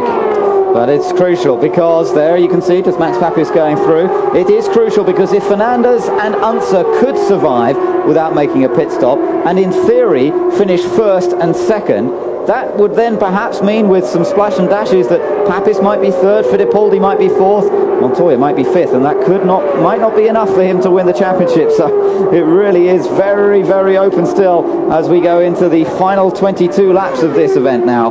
And Max Papis looking for victory, looking to win $1 million. $1 million, that would be a great way to go into the off-season, wouldn't it? What a tremendous early Christmas present that would be for the Italian.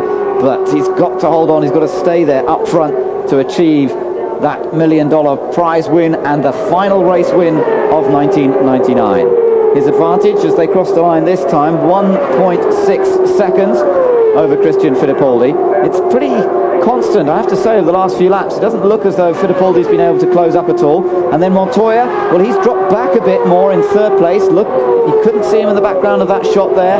He is now 6.5 seconds behind Papis, is Juan Montoya. And let's just take a look. There is Montoya, still with Franchitti, shadowing his every move.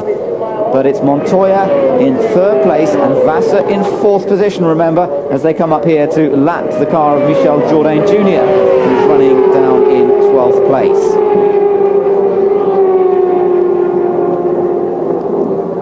20 laps remain here, and the championship very, very finely balanced. Amazing that a 20 race series can come down to the final 20 laps of the last race of the championship.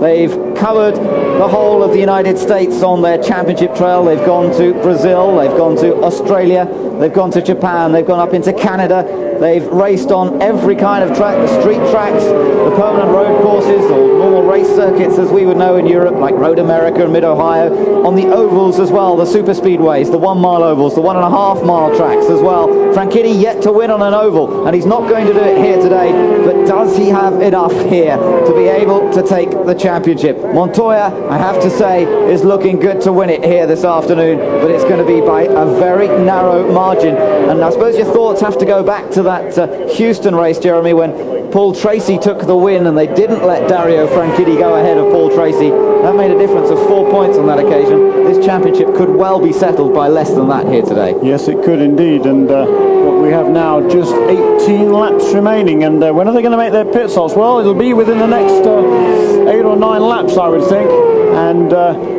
we look out to the booth here, and they're coming, where are the leaders? They are coming off the 4th turn. Going past Alanza Jr. goes Max Papis and Christian Fittipaldi right behind those two. There they go into turn 1. That in the middle there is Max Papis. Behind Max Papis, trust me, is Alanza Jr. and then Christian Fittipaldi. And the reason that Alanza Jr. is now off the pace is because he's conserving fuel. Absolutely. Remember, Alanza Jr. won't be too worried about that. He's been on the pace of the front runners all day. He hasn't suddenly gone wrong. Something's not gone wrong. What he's doing is trying to conserve the fuel that's in the car. He's trying to make it through without making another stop. Whereas this man, Max Papis, is going to have to stop to make it through to the end. They do not want this car running out of fuel again. They are going to be all too aware of what happened last time in the 500-mile race in Michigan. They will not, I'm sure, let that happen here today. But can he build up enough of an advantage to still be able to get out and score a good result here today? Or will Fernandez and Unser run out of fuel on the last lap? Perfectly possible. We've seen Papis do it in the past, and today it's Fernandez and Unser who are taking that risk. And because of a pit stop for Gilles de Ferran, that has moved Dario Franchitti into 9th position. 4 championship points in that instance. Add the 4 to the 9-point lead that he came into going into this race, and that would mean that Montoya would have to finish 3rd, in which case he would win the championship by 1 point, and that is exactly where Juan Montoya is at the moment. Oh, this is amazing how close it can be in terms of the championship still with the battle that has Franchitti. I mean, he's going to have to be careful on fuel himself, and he's been running very quickly, although he has got a good slipstream here from Montoya.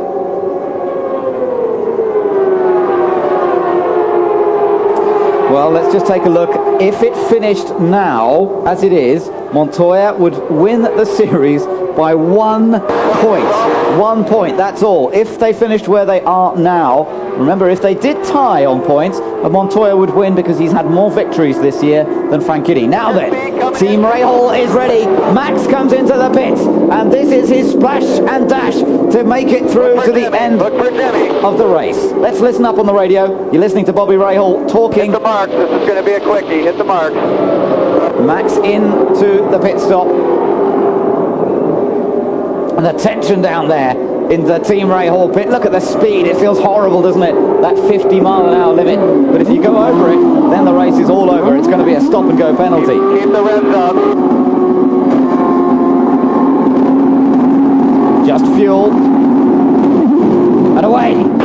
Watch your speed. Gotta keep below the 50-mile-an-hour. Such a long pit lane here. And it means now that Christian Fittipaldi is race leader here at Fontenot. He's into the pit, so Fittipaldi's in now for his pit stop. Montoya is race leader. Montoya leads with 12 laps to go, but surely he will also have to stop for fuel. On goes the fuel hose. No tyres again for Christian Fittipaldi. Just fuel, and they push him away. It's a little slow initially, and then away he gets cleanly. And remember, from doing 240 miles an hour out on track, they have to judge it to perfection here as they come in. Now, Jimmy Vassar's also been into the pit. That's right, he just made a stop on the same lap as Christian Fittipaldi. So that will put Adrian Fernandez into the lead next time around. Has he got 11 laps worth of fuel left? I don't know. We'll find find out, won't we? He will have turned down that mixture, and as we said before, you know, he won that race at Motegi earlier in this year on fuel strategy. Well, on fumes, really, as he crossed the finish line. But Montoya has not yet stopped. There's Chip Ganassi. Watch your speed into the pits. Here comes Juan Montoya for the critical pit stop. This is it. This is all about Montoya and the pit stop. We'll try and listen to the radio. Try not to talk over the top of Chip Ganassi. This is the pressure point of the series. The whole championship comes down to this stop. Do you see Rob down there? And where stop on Rob's hand. They Stop come on out. Rob's hand. Rob, put your hand out there. Slow down, slow down, slow down, slow down. The fuel, only the fuel. Fuel only. No tyres. Enough fuel to make it to the end. He lights it up. Gets it away. Doesn't stall it. Critical stop. Doesn't make a mistake there. Across the line. Now he can get off the speed limiter. Now he can accelerate. Be careful lighting up those rear tyres, but at least they're up to temperature this time. Fernandez is now the race leader here with 10 laps to go. But has he got enough fuel to make it? And can he go fast enough to hold off those guys who have made their stops? Fernandez is our race leader. He's never won a 500-mile race, but he is coming close to it on this occasion. He's been very, very good on the super speed race. Had a couple of poles on this kind of track and is very, very strong indeed. He really does want to win this race. In second place now is Mauricio Gugelmin, third Max Papis, fourth Fittipaldi, and fifth Montoya as the pit stops are taken by these guys. And Alex Jr. now into sixth, Tony Kanaan in seventh, Jimmy Vasser in eighth. Those cars all are on the lead lap. And Dario Franchitti still in ninth, looking to pick up 4 points. Montoya is in fifth place at the moment, and that at the moment would mean that Dario would win the championship. So can Montoya pick off some places? Will Fernandez survive to the end? Alonso Jr. is still out there, but he's dropped down to sixth. I don't think he can conserve fuel and keep the pace up that's required to stay up front. Gugelmin, for that matter, can he keep the pace up and stay up front? Papis is right behind Gugelmin now as they battle over second position. But can Papis make up 13 seconds in the 7 laps that remain here to take over from Adrian Fernandez? Or will Adrian run out of fuel as Max Papis did in the closing stages of the Michigan race? It's all to play for, and the championship still very open. Franchitti, ninth place. Has he got enough fuel to make it to the end? He's also trying to put in a long stint here as we see a couple of other cars in pit lane. Not a factor in this race. Tony Kanaan comes into the pits, as does Brian Herter, but neither of those two are a factor in this race, nor are they a factor in the championship.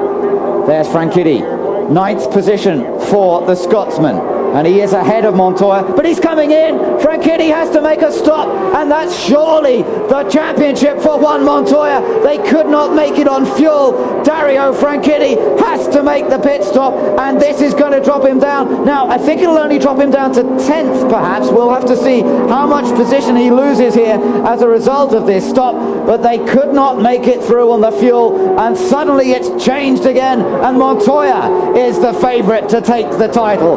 Montoya lies in 5th place. Franchitti all the way down to the pit exit virtually before he gets to his crew. The fuel goes on board. Away he goes again, and let's see where that brings him out in track position as he rejoins the circuit. Try and check that as they come out. We can't see very easily that far part of the track from our vantage point here. We'll spot that as they come through and see which position he lies. Montoya still in 5th place, and Montoya is about to pass. No, he's gone past Gugelmin. So Montoya has gone into 4th place now. He did it going into turn 1, did Juan Montoya. That took over, as you say, 4th position. And Dario Franchitti is back onto the track, I think, as you say, in 10th place. So Franchitti is in 10th. That would pick him up 3 points, and they would tie. They would tie in terms of points, but of course Montoya would win the championship in terms of more races won this year. So it looks as though Montoya now is going to win this championship. Montoya right behind Franchitti on the road, but of course that doesn't make any difference in terms of the series. What matters is where Montoya finishes overall and where Franchitti is. And I don't think Franchitti's anywhere near Gilles de Ferran in 9th place. to make this. Now, of course, remember, if somebody runs out of fuel here, somebody who's ahead of Franchitti, that can make a huge difference as well. There are 3 laps to go. This is nail-biting stuff.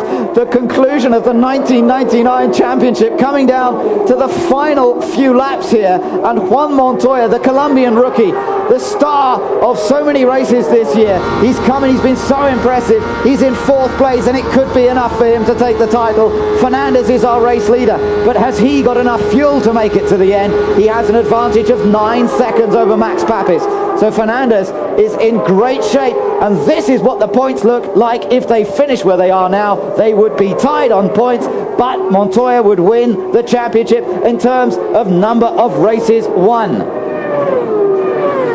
So it's all happening here as Montoya There is follow. Dario Franchitti, and there is Juan Montoya, the 2 championship contenders, and as they have been all throughout the season, virtually together on the racetrack. But there is a white flag being shown.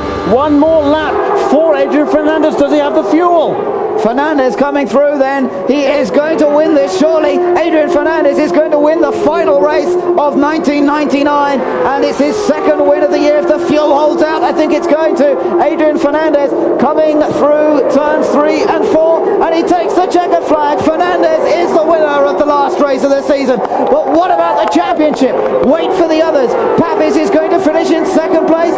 Max Papis is going to take 2nd. Fittipaldi is 3rd, and Montoya. Stay on it. Montoya is champion. You're the champion. You are the champion. Montoya is the champion. He wins the title by scoring more wins than Franchitti. We wait for Franchitti to cross the line. It looks as though Franchitti's going to finish in 10th position. Just wait to see if anyone runs out of fuel, because that could make a difference here. But I don't think there's going to be any other changes. They're across the line. It's all over. Franchitti is 10th. They score exactly the same number of points. 212 points each. Montoya is champion. Well, what an amazing conclusion to the 1999 championship. The same number of points for Franchitti and Montoya, but Montoya takes the title. What a narrow margin. How much closer? It couldn't have been any closer. Stay with us. We'll be back with more after the break.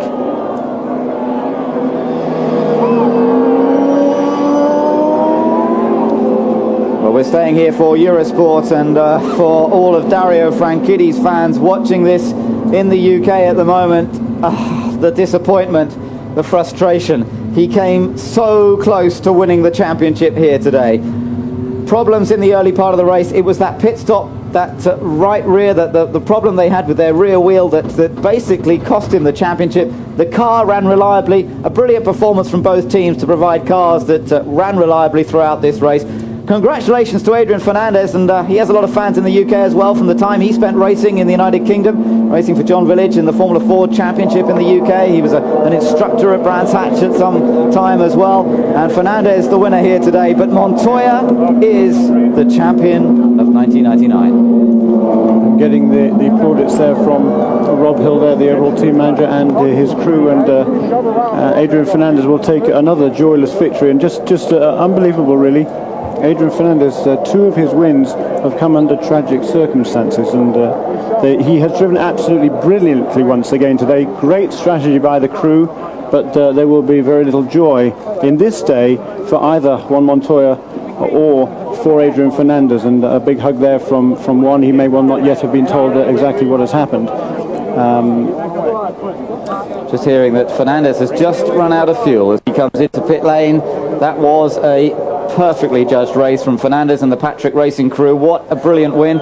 A win for Ford, in fact, a 1-2-3 for the Ford Cosworth XD engine on its last outing before the new XF engine is installed next year. What a remarkable way to finish the season for them. Juan Montoya takes the championship, however. The rookie sensation of 1999 has taken the title. Juan Montoya came into the championship as the reigning Formula 3000 champion and as Williams tester. Let's just take a look at what he's done this year. The win. It's not easy. believe me, I was pushing really hard. Scores and scores again. Yeah, I like it.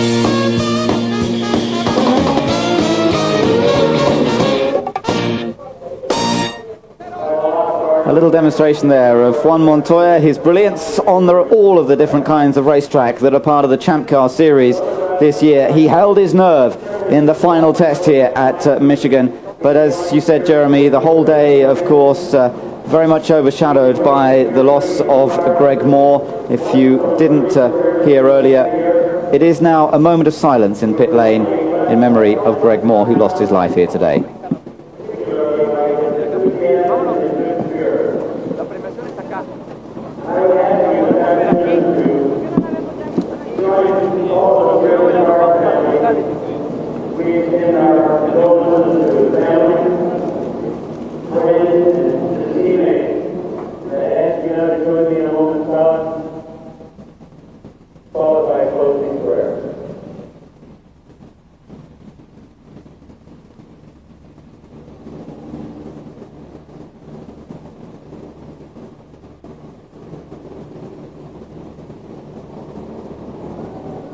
Father God, we just come before you this afternoon. Lord, we ask your healing touch for those who are left behind.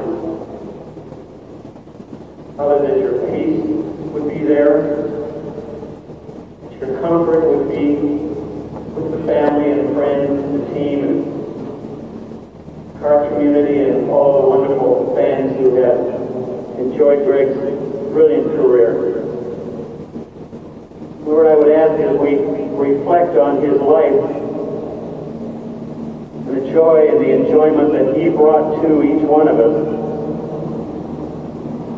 that you would help us to be people who would carry his memory with us, and that we would be people who would do the things that we would do, both today and in the coming days. We would do these things in a way that would be honoring and worthy of the example that he set. Father, again, we just thank you that your presence is here. We thank you that we can draw on your comfort. We ask you to do these things for us in Jesus' name. Amen. God bless you all. A moment's silence from everybody here at Fontana and the prayers for the family of Greg Moore. And that was Chaplain Hunter Floyd there, with those words of appreciation for Greg Moore. Let's go down now to the pit lane. Paul, it's so hard to describe the emotion that thousands of people are feeling, and it's swept over all of us. Chip Ganassi and the crew have talking to Juan, and remember, these drivers, of course, have not been aware of this, and they need just a moment to be able to collect their thoughts, and Juan has had that opportunity. And Juan, I don't know how to ask you how you can enjoy such a career highlight in a moment when there's this deep sorrow, and I know you just find out about it. Can you tell us what kind of thoughts you have at this time? No, it's really bad. I'm really bad. It's happened again this year. Greg was a great guy. I'm really sorry for his family and everything. He didn't deserve to die. I know that in terms of the race, and the decision was made that this race would continue, and Chip, if you don't mind leaning in here as well, you talked on the radio, there was the concern about the fuel strategy, the importance of every position at the end. You realized from his urging how crucial it was to get by Mauricio Gugelmin at the end, because that was going to decide whether or not you won this championship. Yeah, he told me about it, and I saw Mauricio was going really slow, so I didn't think it was going to be that hard. When I went by him, I couldn't believe it.